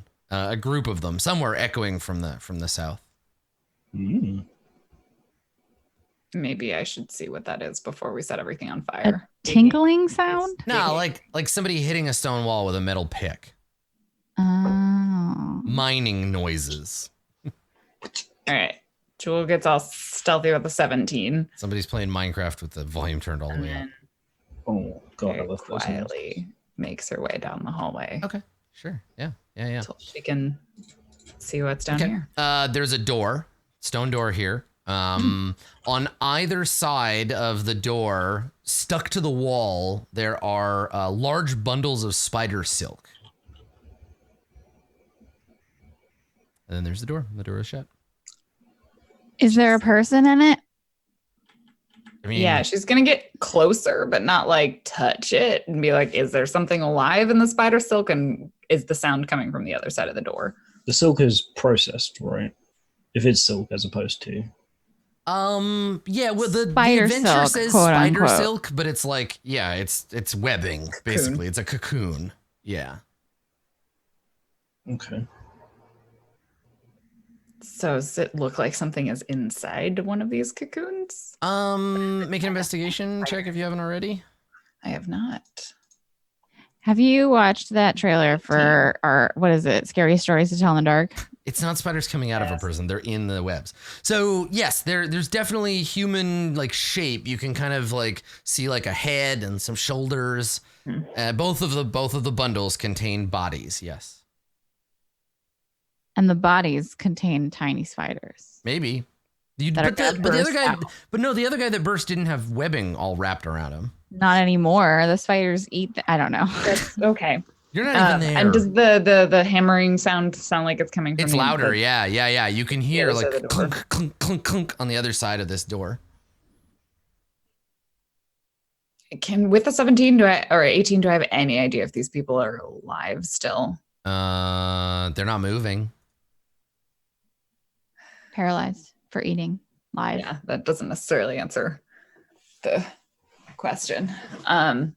Well, I feel like she's learned everything she's going to learn by herself. So we'll go back to the group and pass this Okay, so information on. Before you do, before you leave, go back to where you were for a second. Mhm. The door opens, and you hear I gotta check on a shared language here. This is gonna be a long shot. Do you speak Undercommon? Heck yes, I do. No, I you're do. not there. You're in the hallway. Stop answering That was questions. one of the languages I picked. God, what a fucking D&D thing to have to say to a person. You're not there. Jewel, you do speak Undercommon or no? Yeah. You do? I technically haven't said either of my languages, and I Yeah, had originally picked sure. Undercommon. Yeah, so okay. let's So let's know as the door is Undercommon. open, you hear in somewhat elvish accented Undercommon, "What do you mean there's intruders? Show me." and the door opens. And on the other side, you see a well-dressed dark elf man. He has long white hair. He has black and purple like tunic, and he is carrying a staff, maybe? Maybe he's got a staff? Yeah, he's carrying a staff, which is like black lacquered wood with a spider on top of it. And near him, you see several what look like, I'm going to say, Sasquatch. They're hunched over, big hunchback creature covered in like pale bluish white fur, little like beady black eyes, big sawtooth mouth, and they walk on their knuckles.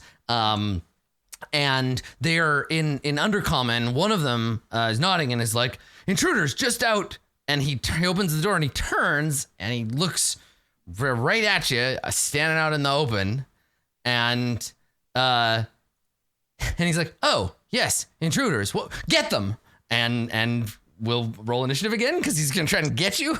But before we do that, let's take a break, and we will return and we'll see what happens when Jewel, a dark elf, and some Sasquatch have an encounter. I guess. So don't go anywhere. We're gonna take a short break. We will be right back with more.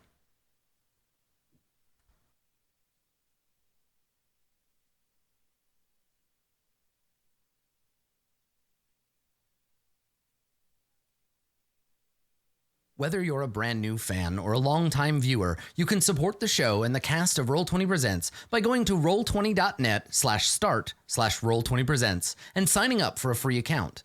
Dungeon Masters will find maps, tokens, and a cornucopia of exciting tools to improve their game.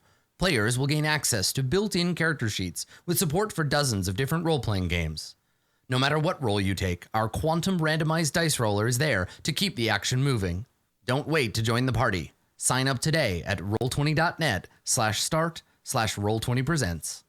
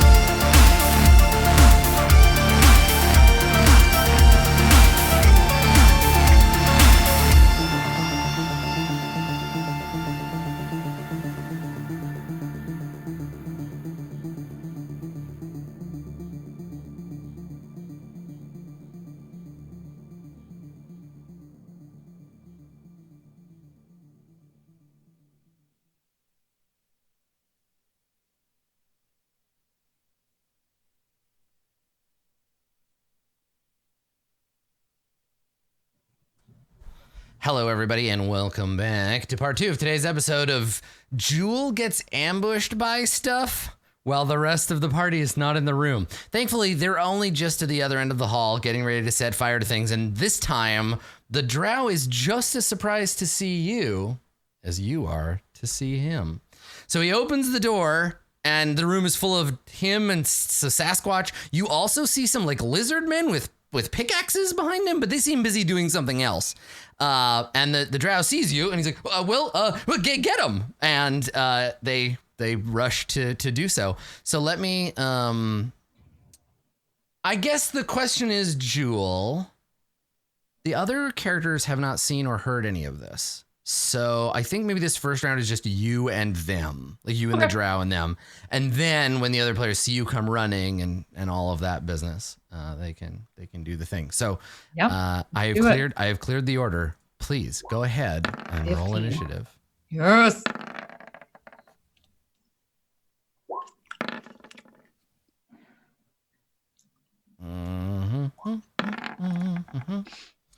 All the rolls in the world. Okay, has everyone... Your skeletons roll so well. Fuck yeah, such a fast Skeletor. All right, so if it weren't a surprise round, the skeleton would be able to do something, but it can't. Thankfully, Jewel, you get to act just slightly before the Sasquatches, and actually they're Quaggoths. Let me show you a cool handout.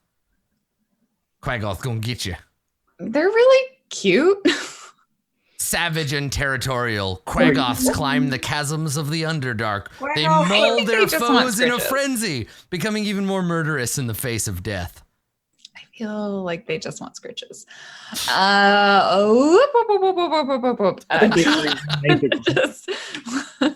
move the fuck away. And then 2, 3, 4, 5, 6.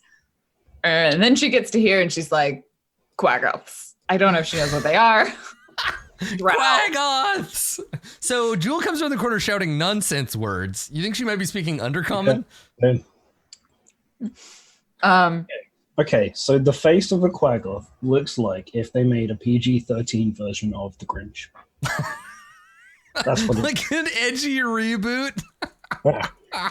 I guess the question she'll kind of look as being like sort of gesturing at her daggers, like, do we want to fight them? Is that what we're going for? thumbs up. Okay. When she's given that thumbs up, the diagonal hallway, if we are 2 aside, like 2 by 2, they can't get past us, right? Yeah, they can't push. Not past unless us. it was flooded and they could swim. Don't say that. Don't do it. Right, you hear one of them shout, "Flood the caverns! We've got to swim over them." Oh no! So No, then, see, undercommon and common are actually really similar. It's just that when you talk like this, it's common. So it's fine. It's just we just say it different. You just have to talk down like this really low. oh no, Rin's out in the open. So if 8's standing here, then they can do 3 by 3, and that's less ideal than 2 Yeah, they by got that corner thing to do. Yeah, but Rin's in the way. I can move. My turn comes up right after the Quaggoths. Yeah. It's just a question of like where I'm gonna. Do I leave you exposed or do I like move all the way back? I I'm feel not like sure I what's don't. best. I feel like I think stay the here. faster move. I stay here, Okay, all right. and then draws her other weapon, and that's her turn. All right, the Quaggoth. I guess I could take the dodge action, and then have bonus action dashed. Sounds good to me. Yeah. All right. Okay. Cool. Sure. So I'm dodging. That seems like a good thing to do when they're coming towards Because me. you didn't actually draw both weapons; they were already drawn. Wink, because of I mean, action. I think when I go scouting, yes. My assumption is that the characters always have their default equipment set loaded up, right? That you always have your 2 swords in your hands, and yeah. Yeah, because if you hadn't been, that would have taken the action. Okay, the Quaggoths give chase, loping before you, and they've got a 30-foot movement speed, so they're gonna move. Grunting and howling, they give chase after their prey. Having been let off the proverbial leash, they charge towards you.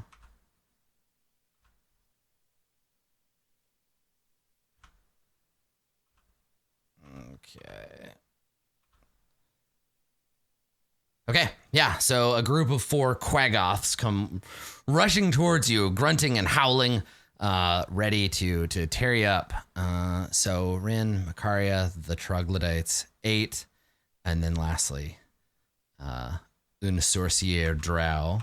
So he comes up behind them, and as he moves, he is swirling his hands, and he is chanting. And you can see around his fingers arcane runes of dark magic swirl. Let's see here. Excellent. Okay. And at the end of the turn, he claps his hands, and let's see, within 60 feet of him, a rift opens in the time-space continuum. There is a blast of hot wind and the howling of tormented souls as our Drow Mage tears a hole in reality, letting forth a creature of pure darkness. So don't summon things. I hate them. All right, let's see here.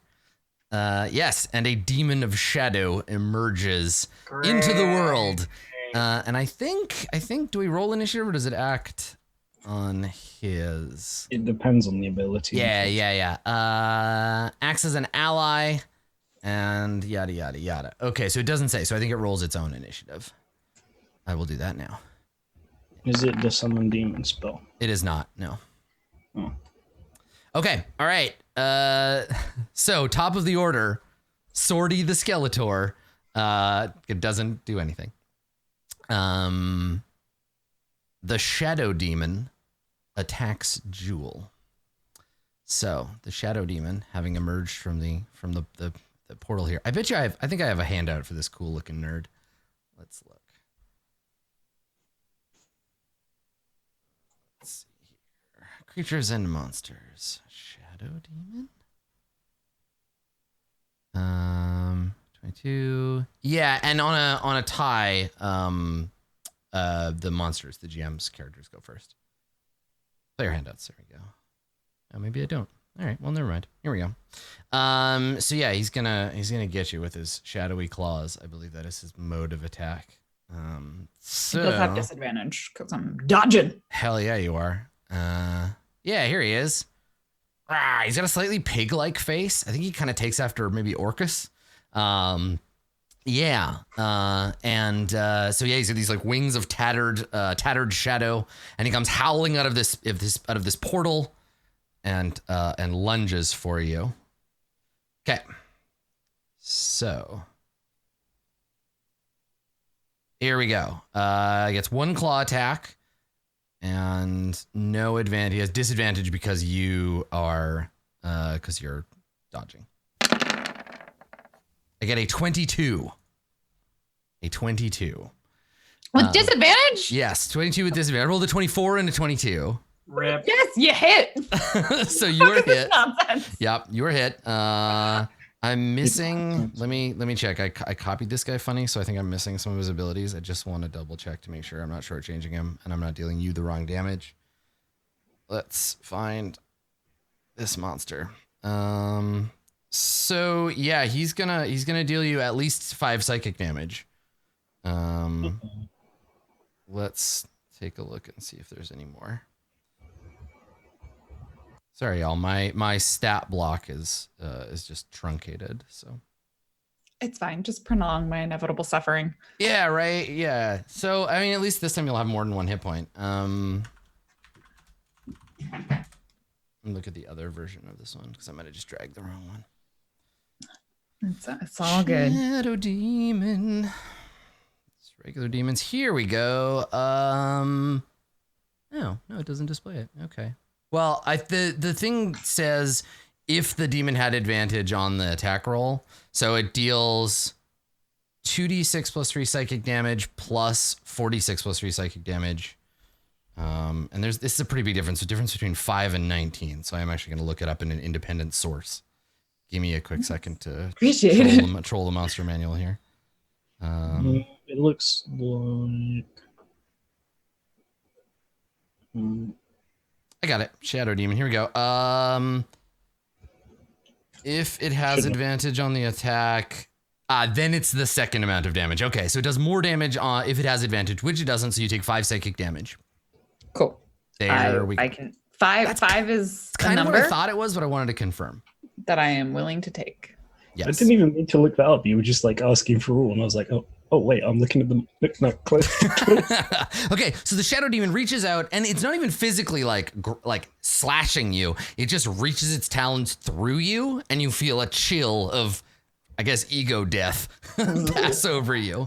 Could have been Like worse. all the little furs stand up on the back of Jewel. Yeah. All right, it is your turn, Jewel. You can go. What are you gonna do? Yep. Everybody hears Jewel make that noise. No one has moved, so I can't really The back Quaggoths up. are touched that you speak Sasquatch. That's a hard to learn language. She feels a They moment invite you to where their Quaggoth Life Day celebration. there are 4 Quaggoth. She's gonna stab the demon, I guess. Stab the demon. Do it. Yeah, that's her action. Okay. Stab the demon. All right. She crits. Ooh, nice. So Yeah. Cricket strikes out against the demon, stabbing into its shadowy body. For 22 plus 9, so 31 damage. 604. Don't do that. Okay. You slash into it, and Cricket flashes with magical light as you cut into the demon, which howls wordlessly in pain at being struck. And then I'm pretty sure the short sword's not going to do anything because I'm going to assume it has magical resistance. That's very possible. It is a demonic entity from beyond the. Do I want to world. dash disengage? Hell. I think this does put Rin at risk, but I feel like we're not in optimal positioning, so I think I need to back up. I mean, my plan is to back the hell out for sure. But yeah, the But Quaggoths. you're going to get mobbed by at least one. That's cool. We'll see what Quaggoth. happens. So, Jewel's going to disengage Dodge. for a bonus action. Dave, does dodge end at the beginning or the end of your turn? If you dodge last turn, it's the beginning of this turn, right? So Beginning. the That seems dodge is beginning. gone now. Yeah. But I can disengage for the bonus action, and then she's going to move back up through the group Bye. Okay. there. Sounds good. Okay. And then that's your turn? Yep. All right. The sea of stinky ape men come howling around the corner. Only one of them can reach Rin, and it does. Hooray. So big smelly Quaggoth takes 2 claw attacks on you, Rin. Bring it on, nerd. The first attack is a 12, That is a miss. and the second attack is wow, cool. I rolled 2 1s. It's a 6. So It's also a miss. haha, too nimble. And I think, it lunges at you, you duck, its claws score the wall behind you, and it's snarling and drooling and trying to get at you, but you're too quick. Oh boy. And now it's your turn, so if you want to back away, get the hell out of I'm there. going to take my turn to disengage Okay. and then end up here. 'Kay. I guess. Perfect. Right. Okay. Or do you want me further back, friends? Yeah, What your plan probably, is.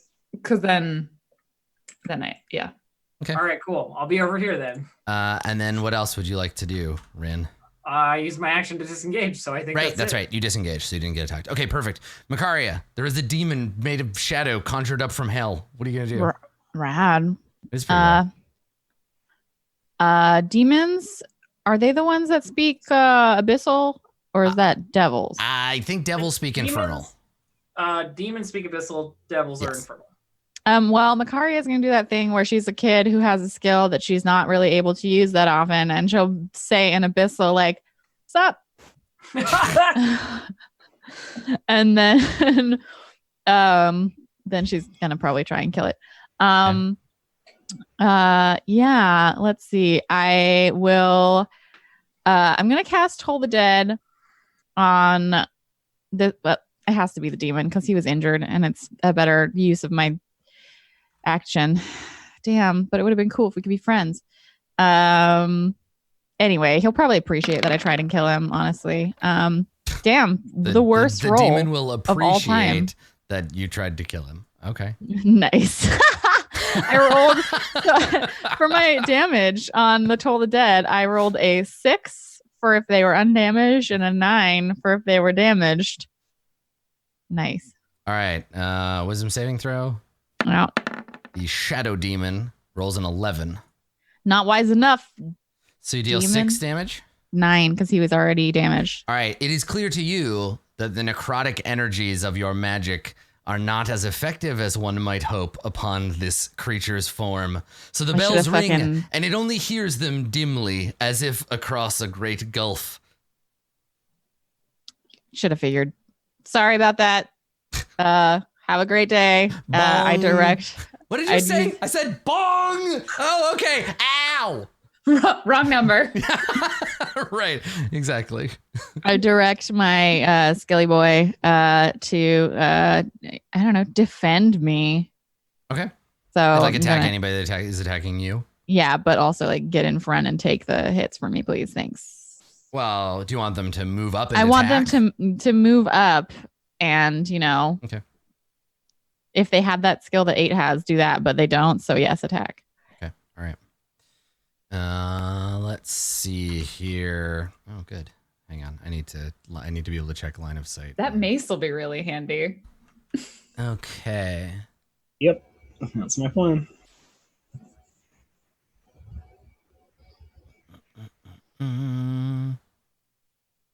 Okay. I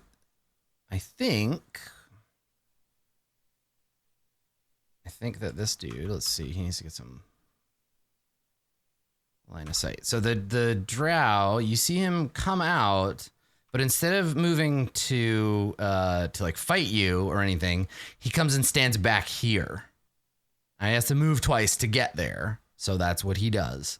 But he moves around the corner. Oh fuck! Lightning, everybody, get out of the way. And stands here. This is okay. 100% trying to get a lightning bolt on all of us. 8, it is your turn. Right. I take a step. Okay. Draw my javelin. What are you doing with your javelin? You taking the shadow demon? Dropping it. No, I'm dropping it Okay, sure. because I want the Mace of Disruption to fight the shadow demon. Okay. And then I'm going to hit him with it. Is that okay?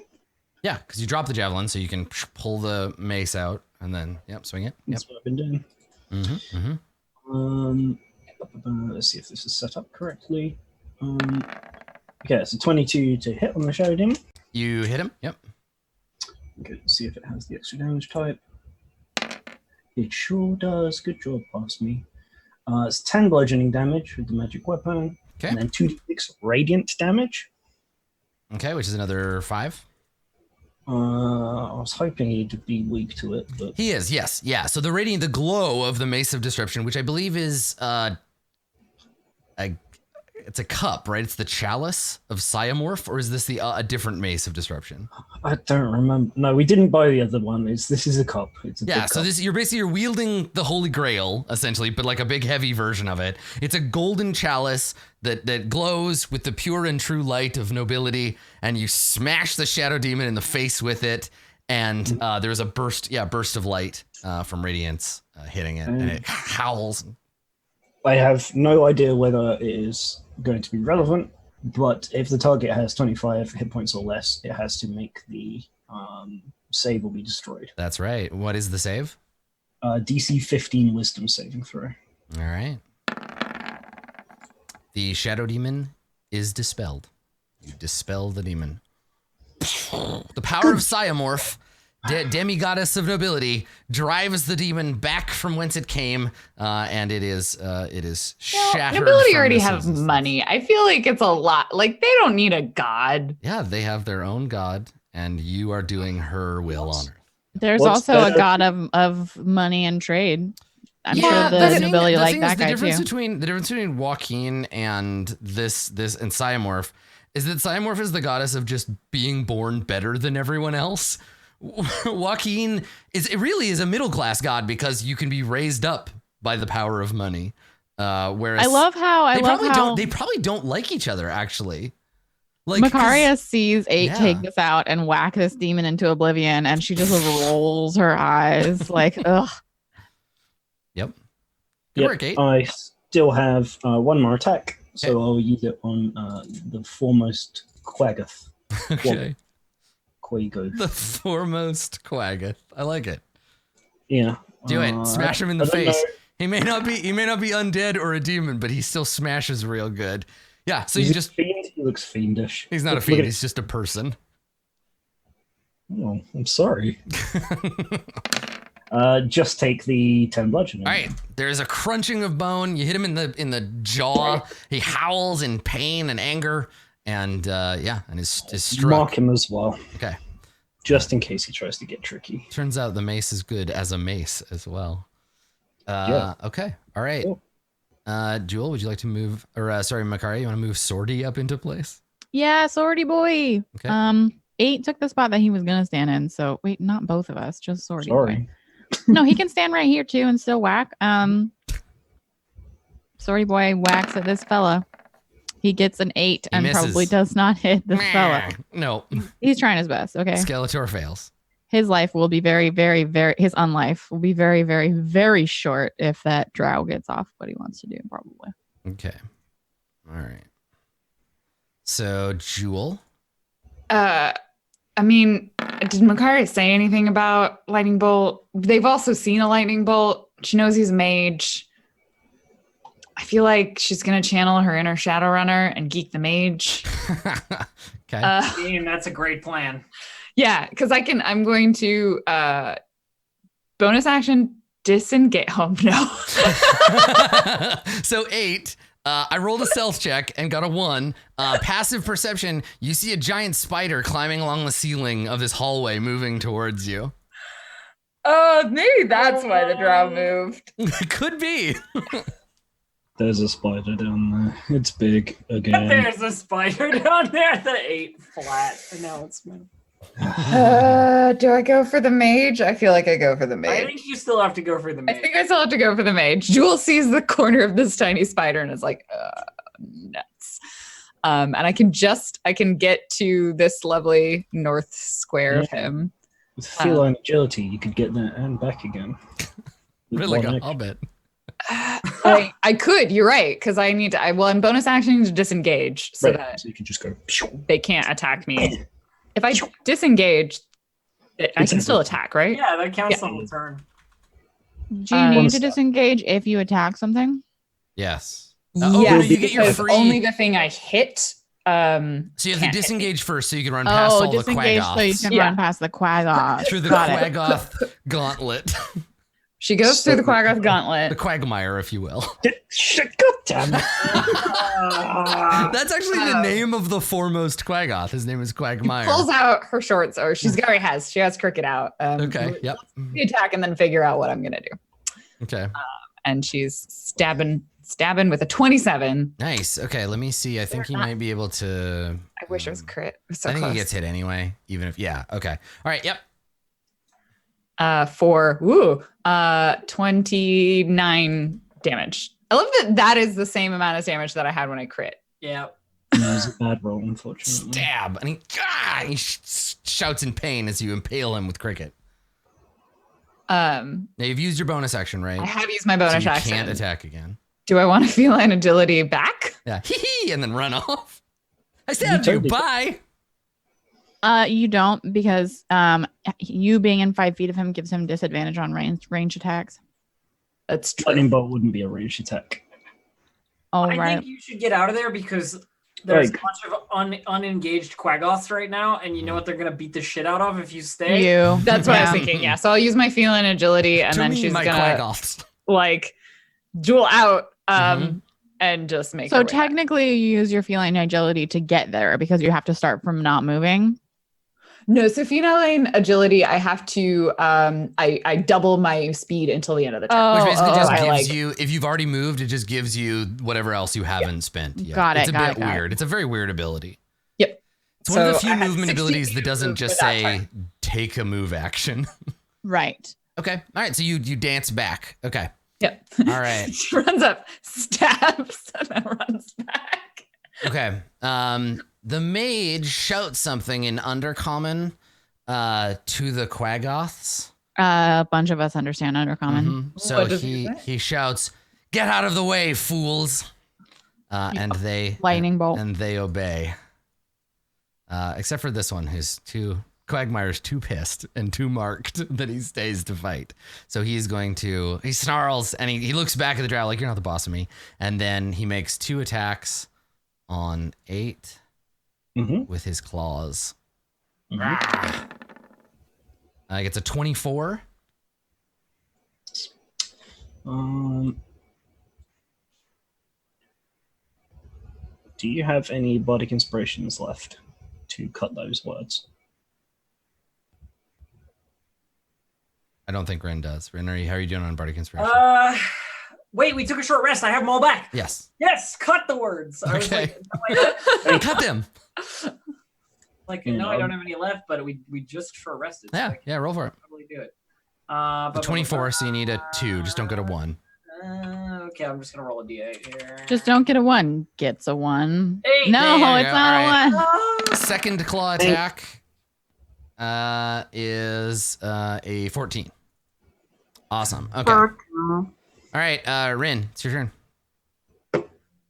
Well, I have no spell slots, so I guess I cutting words the drow and hope he dies of shame. Do it.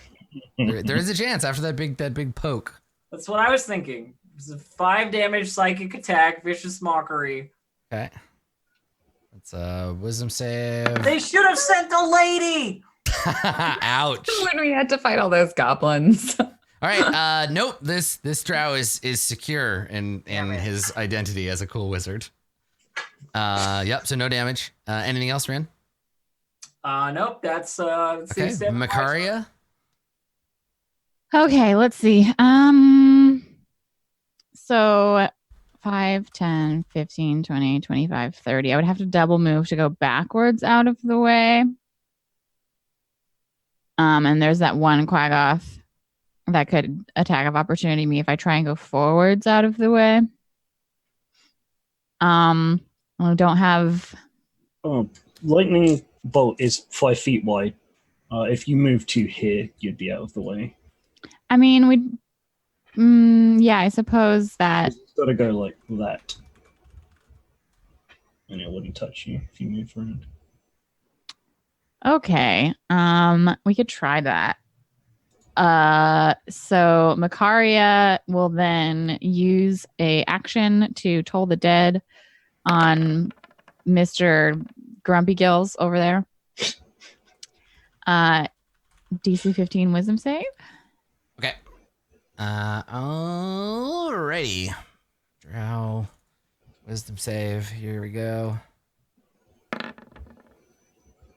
A 5. It's a 5. So he takes 16 necrotic damage. That is exactly how many hit points he has. Sick. So he's just like, get out of the way. And he starts like casting spells. And there's like crackling lightning around And his then fingers. Macaria points her Bong. stupid finger and the bells of Merkel toll. He's dead. He has a heart attack and dies. Yeah, that's right. Your fucking boss guy died. You better run, tiny Sasquatch. Folk. Good. Let's leave the burns to Rin, will you? Yeah, I probably should. So, okay. All right. So he's dead. 8. What was that? Uh-oh. There's another thing that we haven't seen yet. I see another turn order. 8, it's your turn. Yeah. I can Yeah, pick the up lizard things. We've technically seen them. I can pick up an object as part of my move action, right? So if I drop the Bing Bong Cup and call it that. I don't know what I call it that. Pick my javelin back up because I haven't moved. Is that cool? No, I think there's a big difference between a sword on the ground and a sword in its sheath, right? Like I think we talked about you can't like picking an item up off the ground is an action. Okay. Because otherwise disarming is sort of like I knock your weapon on the ground, I pick it up for free and stab you with it. Fair enough. All right, Yeah. I'll just hit him with the The cup. game is not very specific about that, and I think that's where we landed on like ruling that stuff, either in this game or like years ago when we had this first conversation about Black Razor. Right. Yes. Because there was that whole I knock it out of the Oni's hand. Cool, he picks it up for free and hits you. And like drawing a weapon is one thing, but stooping to pick one up off the ground is different in the same way that sheathing is an action, but dropping it on the floor isn't. That's where we landed on that, I think. In that case, Yeah. I do still drop the cup. Okay, there's weapons just all over the floor now, just all scattered. Yeah. My flail does slightly It's more a damage tripping against hazard. things which don't have. So I will use my flail. Okay. Hit him with my flail. Frida. Does an 11 hit a Quaggoth? It does not. Okay. I'm going to try again. Yeah, and the Quaggoth dodges out of the way. Flail's chains rattle. How about a 16? Yeah, on the backswing you hit him. Bonk. 11 points. Okay. Bludgeoning damage, and I mark him, and that's all for now. Okay, all right. It's not Swordy? worth pushing these guys over. is it? Swordy the It is skeleton? worth pushing them over. Bullying Swordy. time. I Yeah, push you him want to over. push him over because then the Swordy might be able to do the thing. Okay. Okay, so let's check and see if the pushing happens. I'm guessing it does. Quaggoth gets a 13 and is knocked on his ass. So Swordy has advantage now. Yes. Come on, Go Swordy. get him, Swordy boy. Oh my god, is that a crit? It's a crit, Swordy. He does I not. love you. He does 13 damage. 12. He doesn't kill him. Well, he still did a really good job. He did a Okay, great don't take job. this away from Swordy. Yeah. You know, once you're dead, you don't get a lot of wins. So give him this one. Once right. you're forced to succumb to Macarius' will, you don't get a lot of wins. So You really, That also. really don't. Just Okay. move the time. Maybe the spider will go for the Quaggoths.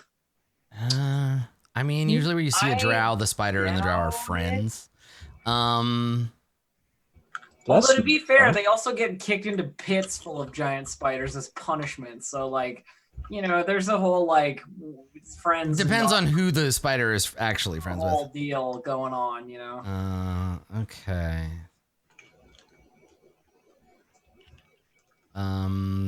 The spider, let's see. I think it actually goes back from whence it came. Oh, it's not being commanded anymore. Yeah, so the spider returns, goes back in the other direction. What a good Toll the Dead. Killed 2 creatures in 1 hit. Jewel, it's your turn. Some Quaggoths need some stabbing. Mm-hmm. So Just one she's lying on the ground right there. Yeah, boom, boom, boom, boom. I assume I cannot stand in this square. No, that one's mostly wall. And Cricket is a bit of a sticky Cricket. Yeah, What? you bravely stab the guy laying Oh, on I the have ground. advantage. You have advantage, so roll that thing again. 16? Okay, yep, that's a hit. Yes. Us. 20 damage. Super dead, extremely dead, finished off. You kill steal from the skeleton. And then she's gonna. She kind of wants to stab one of the other ones, but she doesn't like that. So she's If gonna you just. went into that square, stabbed it, then you'd have you'd be able to run away again. Oh, it's true. I could use bonus action to disengage.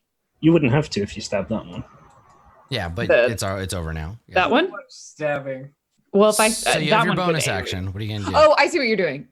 Yeah. Yeah, I mean, it you doesn't could matter move- what you could do. You already killed a guy. So what are you gonna do the rest of your turn? Shift here and bonus action to stab. Okay. Yep. Thank you. That's the correct spot. 13. A 13 is a hit. Yes. Okay. Oh, And yeah. then for a lovely little 3 points of damage. Ow! You poke him slightly. She pokes him slightly and then she stabbed him once, so she's gonna back up. And he can't AO her. She's like, "Huh?" And then she end of her turn. Okay. Oh, I don't like that. I don't like that either. It just looks like another Quaggoth. It's fine. Yeah, it's just, I guess. I mean, I don't know if Quaggoths are fine or what. but- Okay, so the Quaggoths in the other cave, come running now that they've heard battle. And then these ones rush in. Now that the drow is dead, there's no spell incoming. All right, so 4 claw attacks on Jewel. Uh-oh. Wow, get fucked, Jewel. 15? It's armor class? 16. Okay, so first one's a miss. Second one is a miss. Third one, they have a hard time hitting. Okay, all misses. None of them hit you. You're too fast. Too fast for these quaggoths. Didn't even need to insult him. And then one on 8.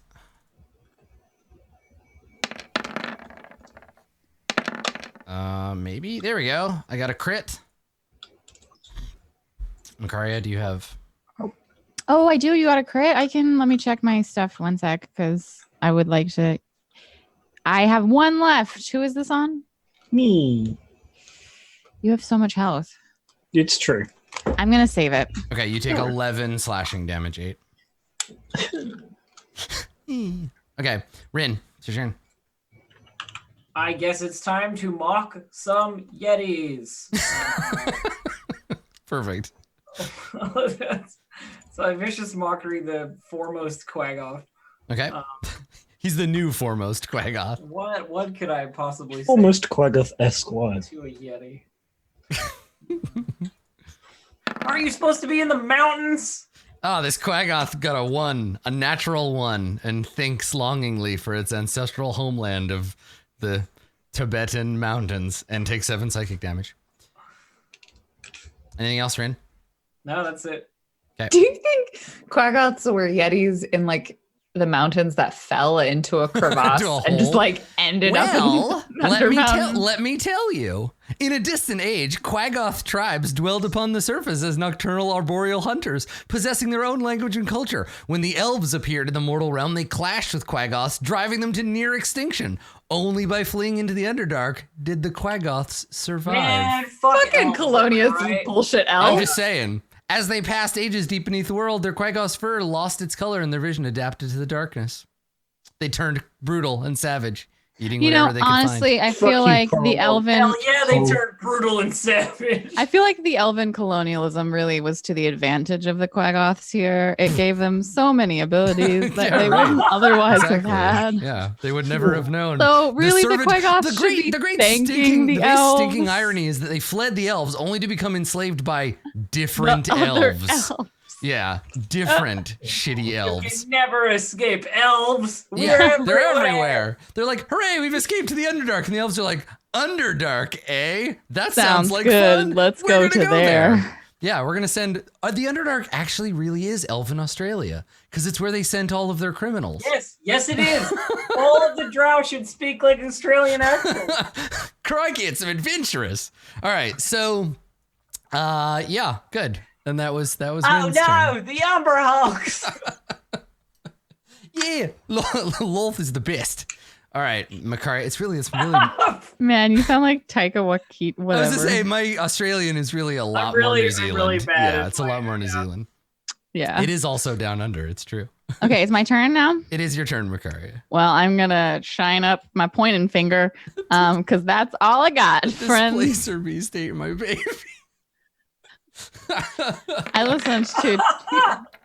I think I've listened to 2 or 3 different podcasts Father on the of Dingo Tommy. Ate My Baby. I'm I've just learned imagining- You so call much. that a hand crossbow? This is a hand crossbow. I'm just imagining a drow Steve Irwin type just aiming all the wildlife. Yeah. Now I'm Just spiders every time. gonna Wrestling. come over here and I'm gonna give this Wrestling little mind boulders. flayer a pet on the head. Oh, he's killing me. All right, so Nice. All right. Well, this Quaggoth gets to make a wisdom save. What is the wisdom of the Quaggoth like? this quaggoth, they actually have a +1 to their wisdom saves. But Oh. I got a 9, so it takes So he 8 takes- necrotic damage. Yeah, take Okay. that. It's been very loud All right, down speaking here. of 8 and damage, please go Yeah, ahead. right. No, She flailed. flail him for you. 25. Yeah, it's a hit. You know that to be true. Okay, 9. nice. Blood damage. I'm gonna hit him again after I mark him because I've got to say it because otherwise I feel bad.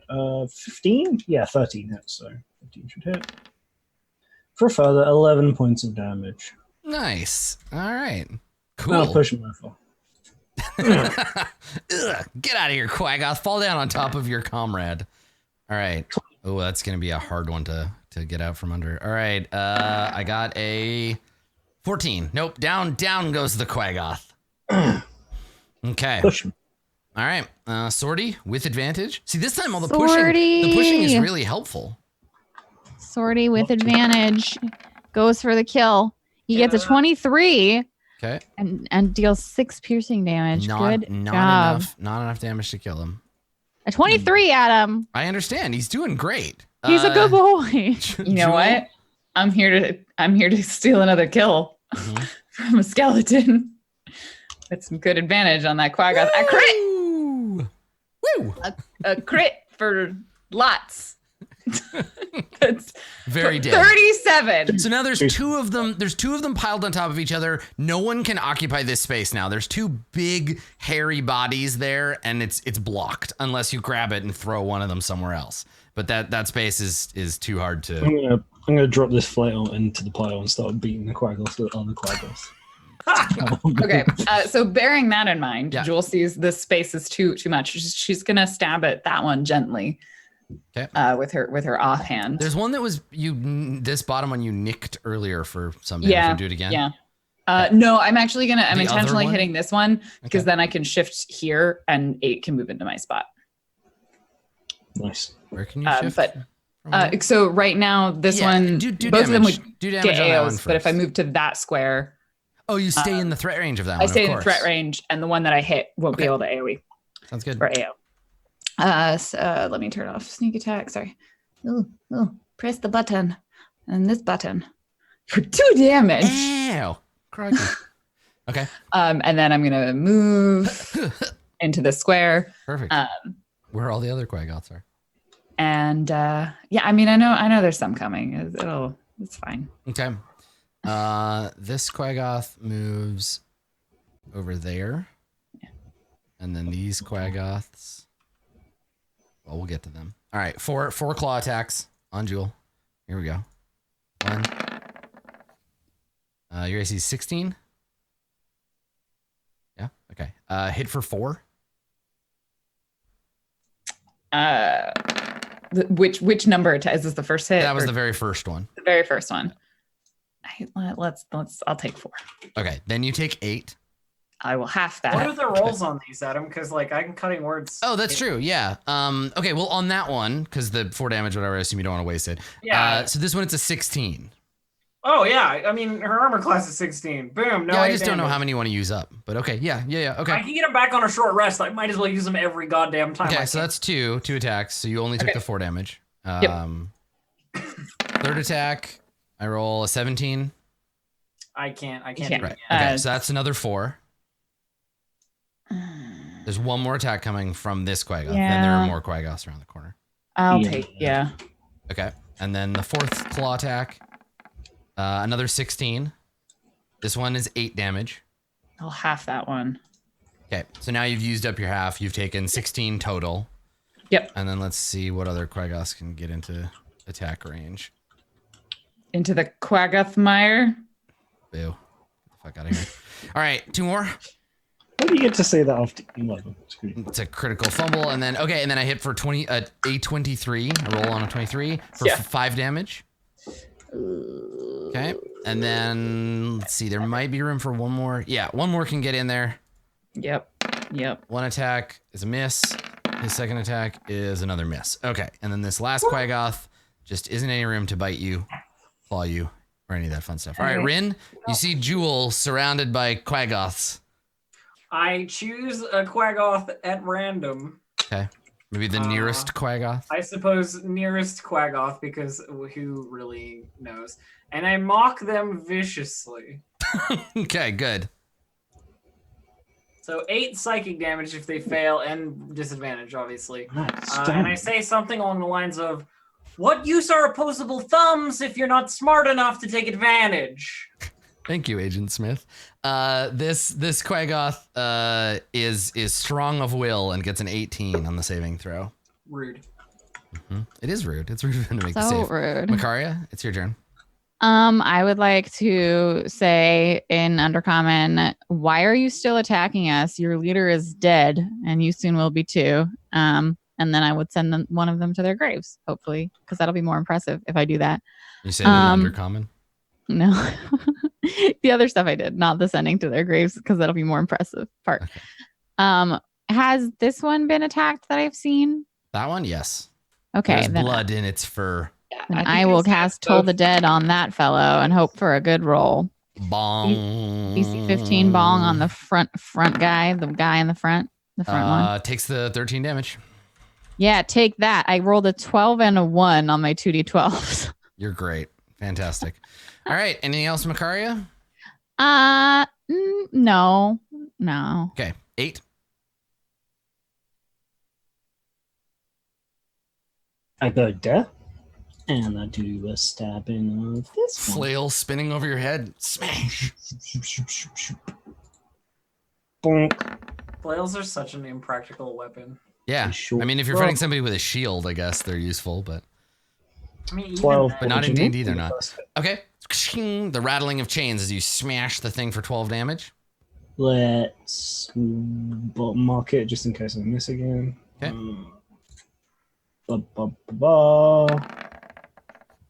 Nice. No, didn't miss. For another 10. 10. Okay. It's still alive, being bludgeoned. Jewel really needs me to kill some of these. Do you get your action surge back after a short rest or a long rest? Yes, short rest. I will get to go again. Yeah, she gets to go again before the Quagoth. Actually, if I stay here and if you disengage past me, then they can't get past, and I will tank all of them. Oh, right. Swordy can't get past either. Yeah, I'm sorry, Swordy, but No, it's fine. I just didn't remember. He can move through 8 square. True. 8 could potentially get out of the way for my Skelly boy. Because we're technically allies. The he skeleton. could still go through. He could just be like that. I'll stay where I am, and I'll push one over for fun. And drop it. I'll push that same one down with my pushing power. 10. Oh, that was a bad push. Your pushing power, which is limited at the moment. This one is definitely not pushed down. The Quagoth stands tall. You struggle with it, like fighting it, pushes you back. That's fine. All right, Swordy. Now, Swordy has to go through 8. Yeah, we discussed that. And 8, To I there. assume you're okay with letting Swordy by. Okay. Go for it. Then Swordy does that. Okay. Got to protect my bodily health and wellness.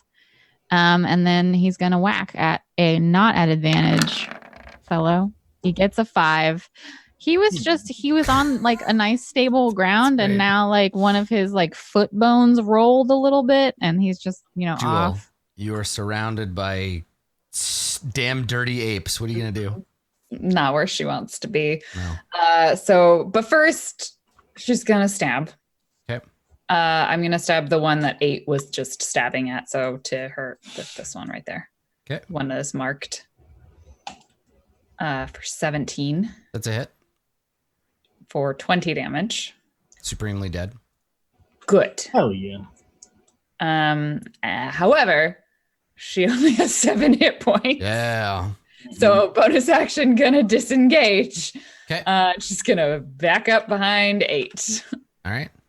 So you roll and duck and get behind your big metal protector. Yep. All right. 8, Cool. protect me. Okay.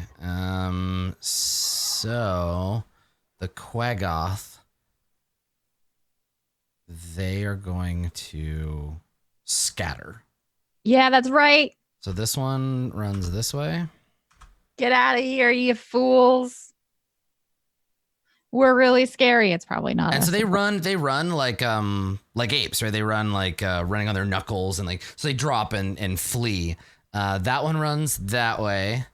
And then this one goes this direction. And this one goes the same. And this one goes this way. Okay. So, Rin, it is your turn if you want to like give chase or yeah, I guess the skeleton gets an attack of opportunity, and 8 you get an attack of opportunity as well. I'm right? not planning to chase him down. That's for sure. I don't think I do. The closest one was. Oh, that's right. Yeah, not to you because you killed one. But the skeleton gets one. There was one here. Okay, Skelly boy, go for it, man. You got this. I believe in you. You're a good Skelly boy. You get a 19. All right, that one is injured as it runs away. Haha, yeah, get hecked. And then Macario will be like, as much as I love to think that we're truly scary creatures, I have a feeling that it was something else that made the whatever they are run. So we didn't hear any more like shouting or anything, did we? No. Maybe we are scary, but I just don't believe it. I don't either. Shall we? Wow, speak for yourselves. Up. I agree with 8. I think we're terrifying. So should we? Can I clear the order? Or are you not, Rin? You're not doing anything. I'm not gonna chase. No. Yeah. We're not chasing. Yeah. No. We'll pick a direction. I feel like this is the best direction because we That's the way they ran to. Some of them ran that way, and some of them ran back down the. They all split duggy up. tunnels. Yeah. Oh, they split up. Okay. So. You look really not good, Jewel. Yeah. Damn. Yeah. Jewel's been hemorrhaging hit points in both a literal and metaphorical sense. I I wish I could do 3 something to help. potions left, but I'd rather not use them. So I feel like Jewel would like a long rest. Does anyone have like a game set or something we could, use some of these corpses, Actually, hide ourselves out in a little hole? I mean, Like, I have a play playing some card set. cards? Want to Yeah. just like hang out and play games for a little while?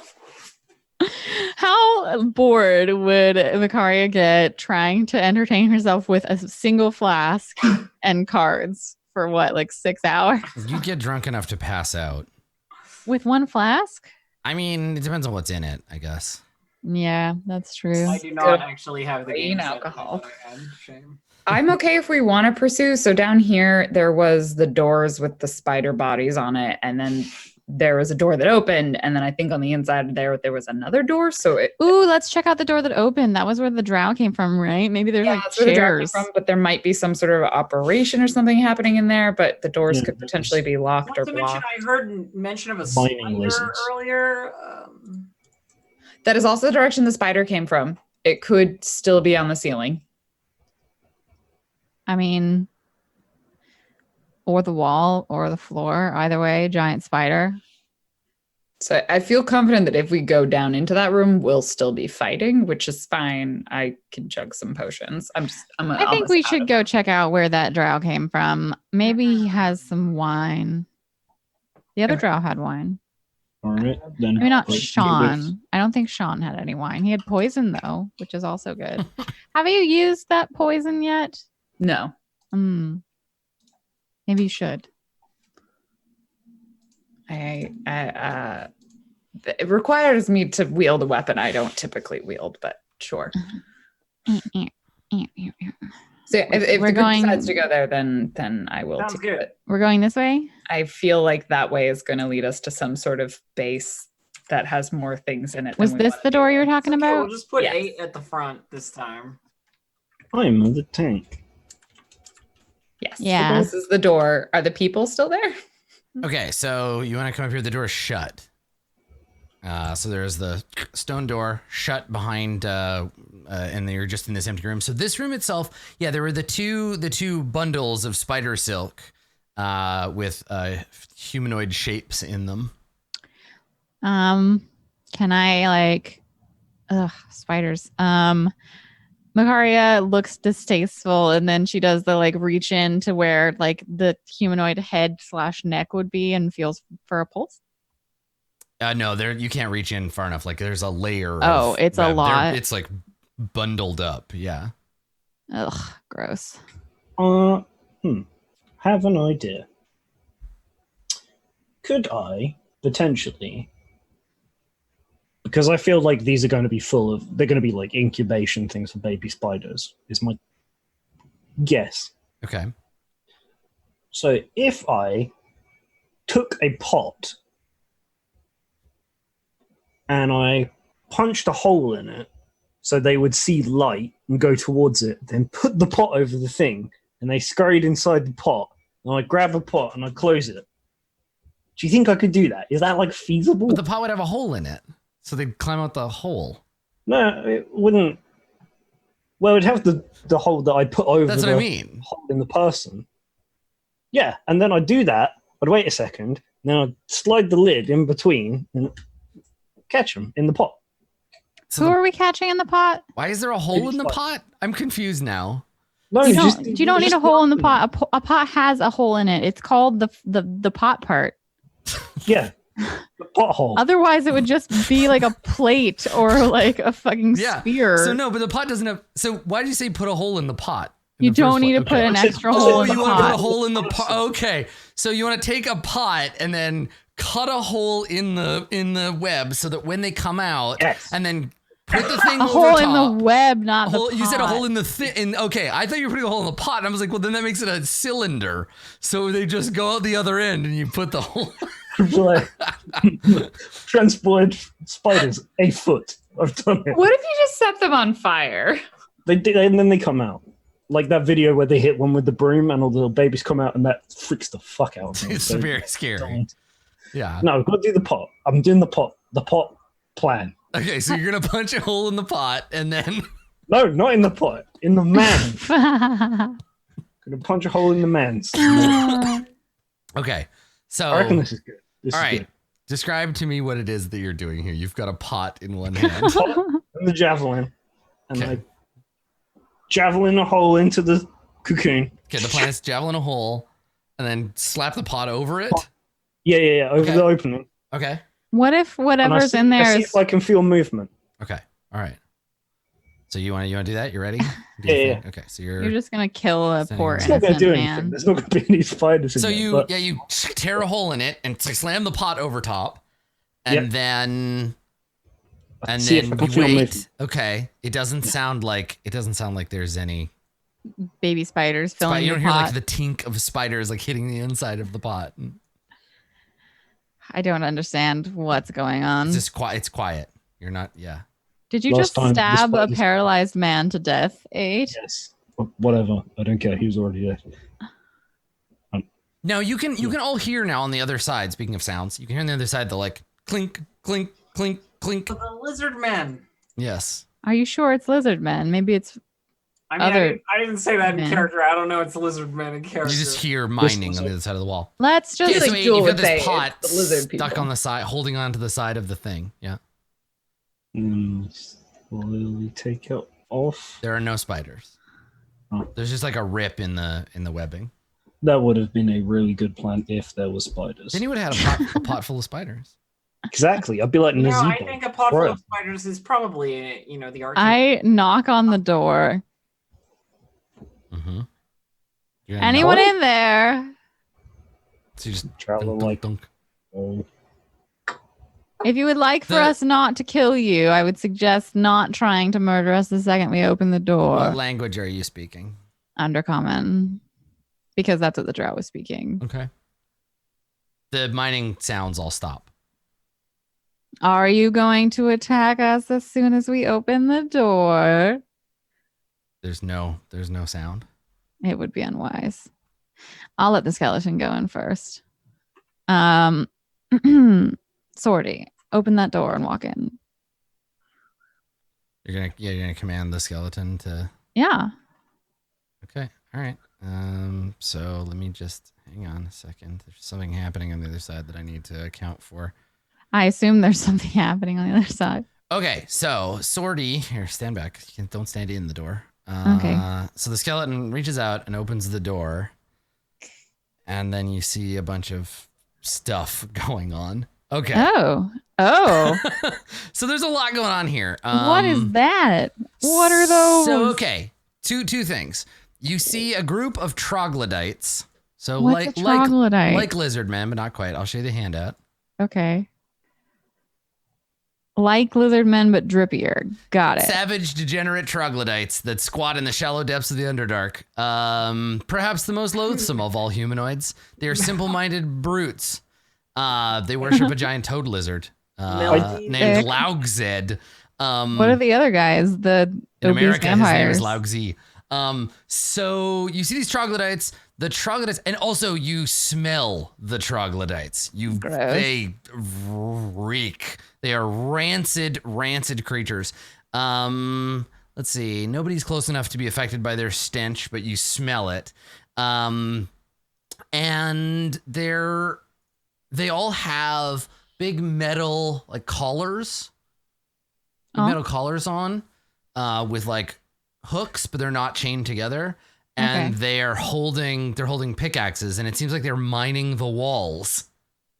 You can see glittering mineral like in the wall, and there's like piles of stone all around, and they're just in the middle of mining the walls, and they all kind of just look at you like. And the other ones? So also, you've interrupted a group of Grimlocks moving from one chamber to another. These guys, let's give you. I got a handout for Grimlocks too. These guys look even cooler. Are they also melty boys? They look pretty melty. No, these are degenerate subterranean Grimlocks who were once human, but their worship of the mind flayers over generations turned them into blind, monstrous cannibals. So you see a group of Grimlocks carrying spiked bone clubs, and they look like they were in the middle of moving from this area through this door. And Jewel, you see a much larger chamber on that other side, but not much else. And when they see you, they do the little like wing, the little like surprise like, "Ugh!" And I think probably we need to roll initiative real quick because they're gonna respond, and we need to know the order in which. And I think everybody's told them not to attack. Equally surprised. Well, so the troglodytes only speak troglodyte. Right, it's fine. I don't speak troglodyte. Yeah, they don't I speak can't see any reason language why that I you would are speak speaking. troglodyte. So, yeah. So go ahead and By roll initiative. happenstance, I don't. No, I don't. I mean, I went to Troglodyte University. Go Stinkies. The fighting Stinkies. Yeah, right. The Grimlocks look up at you like, and and they just they grab their clubs and get ready to attack. God. Swordy, how are you so fast? Because Swordy's like in it to win it, man. Seems like it. I want to play I Swordy. can't believe this skeleton keeps getting better initiative than me. Because it's only been like a minute, can the skeleton still be in defense mode? Nah, I gave him the thing to open the door. Yeah, the skeleton's command is open the door. That's true. Why can't you just agree to serve us the same way you served that drow thing? We're obviously more powerful than him. Okay, I think I rolled initiative for everything. Did I get the Quaggoth? I did. Okay. Oh my God. There's a lot going on in this There's room. a lot we were going on probably in gonna this go hallway. into a base. Yeah. When you were like, let's just walk through the door and see what happens. Yeah. Okay. So Swordy opens the door and just stands there like, I did it. Good 8, job, boy. It is your turn. What are you gonna do? Oh, I say we hold the door. yeah, just like go up next to Swordy, take their hand off it, and just close the door. Well, then the thing is, though, then he would just open it again. Yeah, I think that's the only command he has right now. Oh, god damn it, Swordy. Hold the door. I can't. He's opening it. No, I mean like just like stand by the door and ready in action. He's not so stupid that he will just keep trying to open it. You give him the command to open it. He did. He's done. He just has no new command. Yeah, I'm gonna close the door and I'm gonna hold an action if they make a hole in the door to stab through it. Okay, so you're gonna well, opening and closing a door, is that part of your... I wish you just couldn't do anything except move on your move. I hate that interacting is sometimes a thing. It would be totally fine if you want to roll it as a... I'm gonna look. I'm gonna see what interacting with objects. Interact with an object is an action. That's what I'm saying. Like, I don't know if... Opening a door is an interaction. Okay, so you have to close the door with your actions. You can't also hold an action. I think you I should need to just take ready an an action and Oh. not close the door. Yeah, I'm just gonna. Well, yeah, and I'm How gonna- also- would you run from? Yeah, I mean, you can shoulder the door closed or whatever, but you have your hands full. But yeah, I think that's fine. Fighting. So do you want to close the door? Killing. yeah, I'll shoulder it closed. Okay. Door shuts. Seriously? Did you not see there were many creatures there, and you are not in the best tactical positions? What was that you said earlier about you being the scariest thing in here?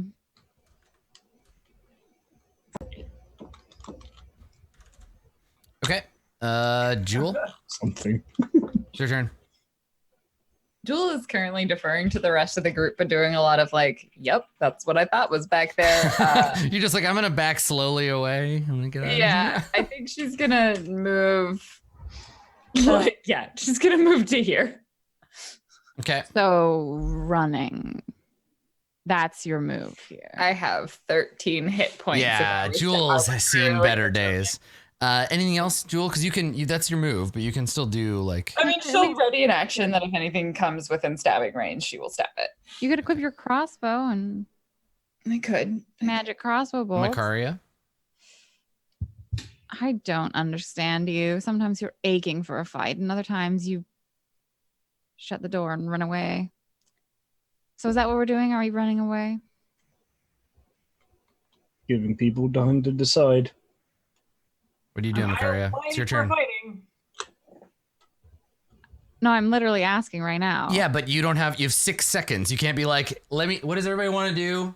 What Well, are we gonna do? My I thing need was an I action wanted from to you. fight what was obviously in there, and 8's action was like, Right. no, let's not 8 do doesn't that. want to. What are you doing with your turn, Macaria? Open the door. I'll reopen the door. It's fine. Okay, I will move and like, I just don't know whether I'm giving the like impetus to the skeleton to like, if anything comes through the door, attack it, Skelly boy. 'Kay. You can sacrifice your life for the greater bad. There's lots of things to turn into skeletons. Yep. Yeah. Okay. And then what are you doing with your action? I will use my action to if anything opens the door, I will toll it's dead. Can I bonus action and hold an action?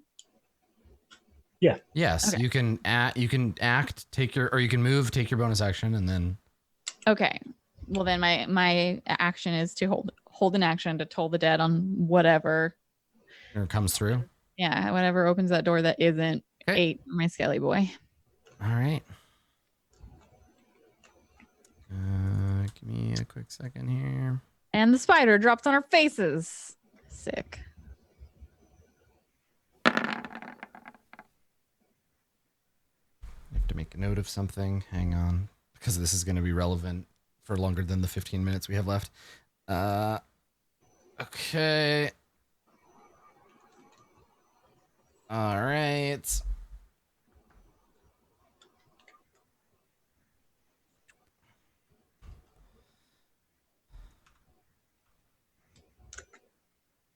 Okay. Rin, it is your turn. I suppose I back out Okay. to here, and then also hold an action to viciously mock anything that comes through the door. Okay. All right. So some things are moving around outside of your field of vision, which is why I'm like doing a bunch of Indeed. stuff. And okay. I think that's all of those. Okay, so the Grimlocks. Yeah, they're gonna start. You hear them bang, bang, bang, like trying to smash the door down. So first, they're gonna try to push the door, right? Because they're gonna open it and try to like shove you aside. So make a just make an athletics. We'll do an opposed athletics check. They have advantages because there's 2 of them. Okie dokie. All right, you hold. Put your shield up against the door and it bang, bang, and like you can feel it rattling. And you can smell the troglodyte stench on the other side. But yeah, they don't. Wait. Okay. Swordy. And then 8. What are you gonna do, 8? Yes, the troglodyte. They're not. It's the Grimlocks that are Arnold Schwarzenegger. Are you ready? Do you want to fight, or shall I hold them and you retreat? Quick answer. First one. Let's do it. Get them. Fight, fight, fight. Okay. We got this. Okay. In the doorway. Sorry. When you were specifying with the door thing, It is an action to open or shut the door. it is an action for them. Yes. Okay. That's cool. Could you just I don't wanna stop waste- holding it though? Yes, but then it would open on their turn. But then I you can really still wish- ready an action when you can't if you open it, right? Yes, like you could just step back or whatever, just ready in action and let them bash the door in, and then you could swing at them when they come in. That makes more sense than opening the door in my mind. Yeah, it's just a real shame that you'd lose your multi-attack when you hold an action. That's all I didn't want to do, but I will do that because I don't have anything better. Take a step back, ready in action. Something comes through the door, stab it. Why are you taking a step back? Because then they can get around you and swarm everybody. I thought I had to so the door could open. Is That's that not- the case? No, yeah, you can stay there if you want. Okay. Yep. Cool. Okay. Same thing in there. Okay. Let's see here.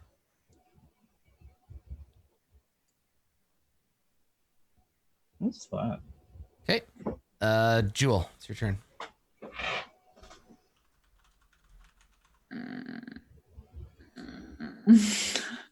Jewel makes that noise. Yeah. Do I want to? I feel like I should probably be a ranged fighter for this Get combat, a bow out. but I do more damage with the cricket. Wait, Don't you have cool poison crossbow Can't bolt? you also just like dart in and out like a total nerd? Just, I like, kind of can. That's true. Like a That's all. total nerd. Yeah, actually, I mean, yeah. Isn't that like 90% of what your class choice is actually about doing? but you act like but I actually do that. I mean, there might be enough room if you stand here or here to get at a fellow. That's what I'm thinking. If I'm here, then I could theoretically threaten this square, right? You just like Yeah, yeah. stab. This is they're both available to stand in. Okay, so I'm gonna stand. I think I can one. They might be able to stab you too, but you could also back off so that you're less So- stabbable. I'm gonna. Jules stands there and ready to action. Okay, so if something Right? I threaten this yes, square, you do. right? Yeah. Yeah, the wall's just weird and big, but I think That's that's okay. fine. It's fine. I just It's wanted not- to check. It's not If I around a don't, corner. then I There's don't not know. enough of a block there. Yeah. Okay. Okay. Bring it. Macaria? Again, the same thing. The only thing that I have actually, I will ready an action to toll the dead at whatever comes through that door Okay. All right. and tell my Skelly boy to, get his fighting arm ready. Rin? Prepare to mock door victims. Mock whatever comes through that door. Okay. All right. Well, at least we're all ready. I mean, I suppose, yeah. Are we? No. Never ready. We've been in worse scrapes than You'd this. think after we played D&D for so long, like, we'd have the door strats down. But it turns Well, out it varies based on the hallway, right? Yeah. kind of tricky, yeah. Yeah, it's kind of tricky. Exactly. Okay. And then I got one more of those guys. Okay, and they're going to hold. And then they're going to hold, and some stuff's going to happen. All right. So one of the Grimlocks uses their action, feeling that there's no longer resistance on the other side, to yank the door open. Roar, and he shoves the door. So now there are people you can see. So anyone with ranged attacks that they are holding. There's a top Grimlock and a bottom Grimlock. Big Top- deal. Here comes a mockery. Top Grimlock for me. Weirdly, that goes after... What? Oh, right. Yeah, range except damage. for I rolled the same for both, so it doesn't matter. Oh, I guess. Yeah. Yeah. It's a good point though, Dave. Yeah. Okay, so it's both Strangely enough. It's Macaria. because sound travels Macaria, faster yeah. So than- Macaria targets the I bottom gotta go one, to the bottom one. and That's you target fine. the top one. Okay. All right. So I got to make some Grimlock saving the throws. top lock and Wisdom bottom lock. saves. Hmm. How wise are Grimlock? Interesting. Can we check a clarification for Vicious Mockery? It's just a psychic attack. They don't have to be able to hear you, right? Nope. Okay. Oh wait, maybe they do. Hang on. I'm just checking because these guys have some weird sense stuff, so I just want to check. You do affect them on this one, but Hang on. They might have to actually. If the target can hear you. there you go. Yeah. Okay, perfect. Though Just it check. need not understand you. Yeah, these guys are blind, but I'm just curious. They need to hear the tone of your voice to be able to take the thing. Okay. All right. So this is the wisdom saving throw against Rin's ability. I get a 0. So bottom Grimlock takes 3 damage. The wisdom of the Grimlock. Disadvantage. Okay. Top lock. This guy. Wisdom save against 8 potential damage gets a 9. So I thought you said I had to do bottom lock. Oh no, it's the other way around, right? Yeah. So this one stays 11. So you both targeted the same one? That's visually the best one for us. So he dies. Sick. Okay. I am less Oh, concerned. Less concerned. Kill the Grimlocks. Yes, Yeah. the Grimlocks should not be any problem. That's not what I'm Let's just everything concerned else that we about. can't see. All right, so this Especially when you say it like that. that Grimlock, the living one, they get to finish their turn. Someone steps forward, so Skelly boy. everybody can attack. The Skelly boy gets a 19. Okay. So you're all Oh, attacking at such a once, so good nobody boy. gets to order these in any way. Yep. Oh. Jewel gets a 24. Okay. Yeah, roll damage. Yeah, all 3 of you hit. The skeleton did 5 damage. 21. Okay. The Grimlock is very dead. Super dead. Okay. All right. It's a really The bad. remaining Grimlocks then rush forward to take their place. And so the skeleton gets attacked by a Grimlock. I get a 15 That hits the Skelly boy. for 11 damage. Skelly boy is almost dead. Okay. And then the other Grimlock, I think we'll take one more swing at that skeleton. And this Grimlock gets a 24. The Skelly boy is Boom. decapitated. 10 damage. Smash. Bones Skeleton. scatter all over the floor as Skeletor is sent back to Eternia. Yeah, so there's these Grimlocks now. They're in the room.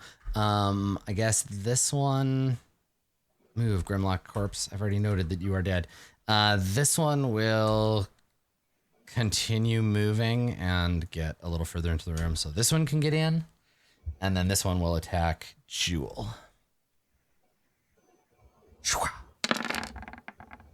But he only gets a 10, so he misses. Swings the club, and you duck, and it smashes against the door frame. And cool. And that's the troglodytes stand stupidly and smelly and don't do anything. They're just smelliest. The room. The description of the room calls them troglodyte fools. And they don't speak the same language as anyone around them. They're slaves of the drow. For some reason, they're mining this room. They don't do anything. They just stand there and stink. For now. Is there even anything like in the walls, or is it just There like- is, yeah. The walls, sparkling veins of gold stripe this hall. It looks like the dwarves left the veins of gold in the wall because obviously they're not burning wheel dwarves.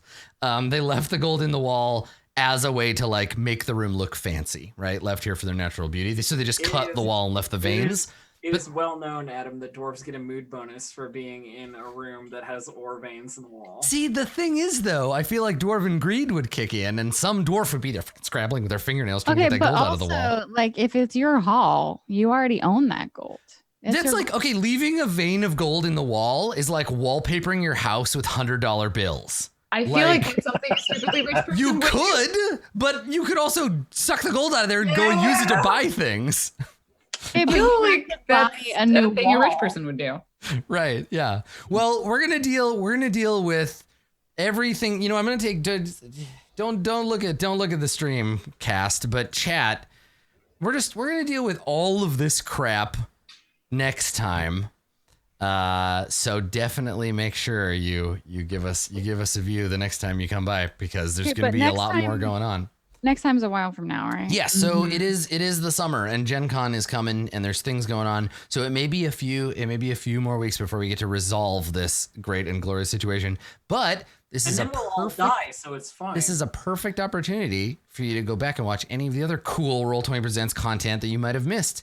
Did you not get to watch Dragon Heist? Now is your chance. Go and marathon that shit. It's on our YouTube channel, Roll20 app over on YouTube. Also, not everyone's going to be away. There are other people here who are going to be doing things on stream, perhaps, while Lauren and I are out in Indianapolis slaving over a hot role-playing game. So I will let them tell you where you can find them. Let's start with the Blue Jay. Do the thing, Blue Jay. The thing being telling you about myself. My name is Blue Jay. I like long walks on the beach.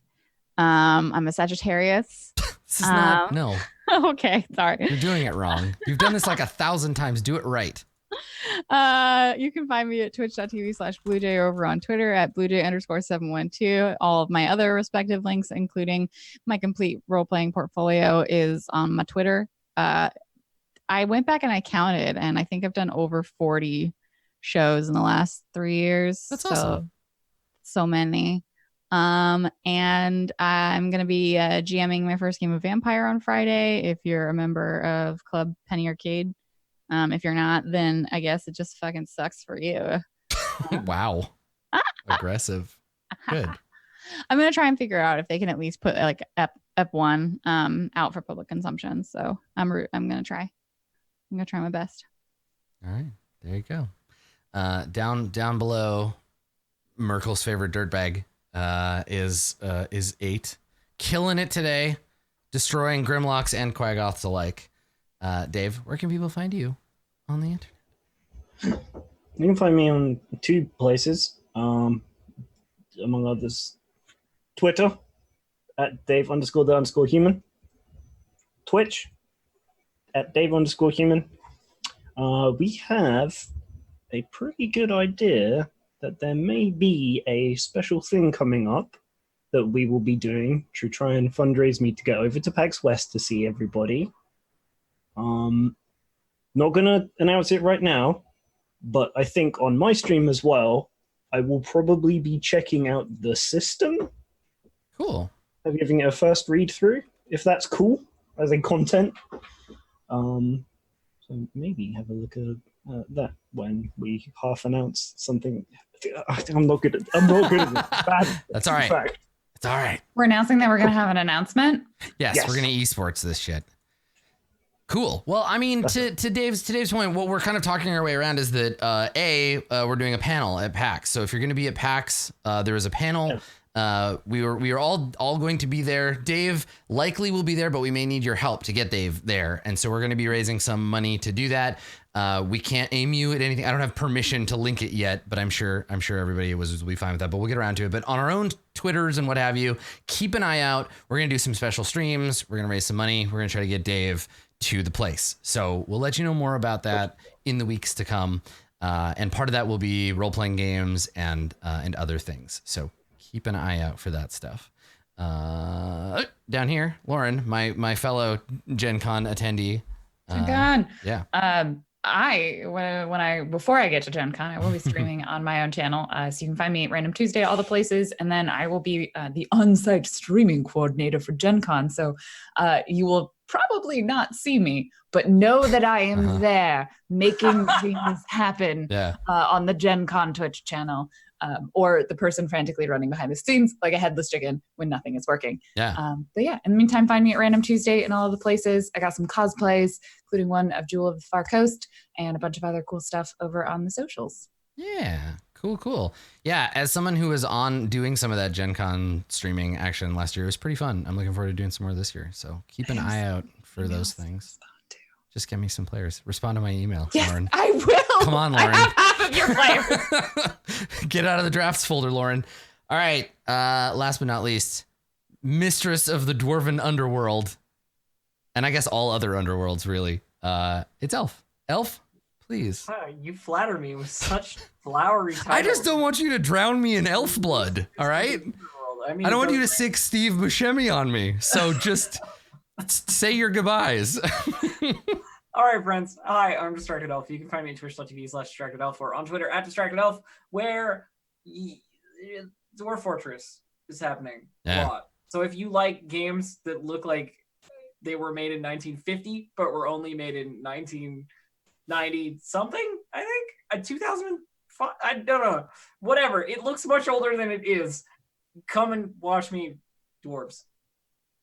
That sounds great. Come and watch me, dwarves.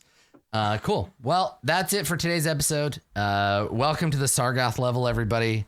It's got Quaggoths. I don't know why I didn't call it the Quaggoth level. I guess there's more to it. So we'll be back in, I think, a couple of weeks with a new episode. And in the meantime, there's lots of good stuff to check out. I hope you will, and I hope we'll see you then. Thanks for coming, everybody. Bye for now.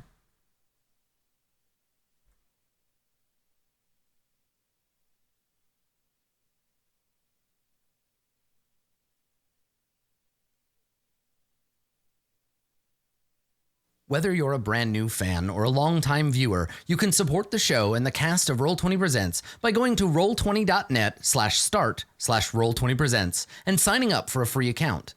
Dungeon Masters will find maps, tokens, and a cornucopia of exciting tools to improve their game. Players will gain access to built-in character sheets with support for dozens of different role-playing games. No matter what role you take, our quantum randomized dice roller is there to keep the action moving. Don't wait to join the party. Sign up today at roll20.net/start/roll20presents.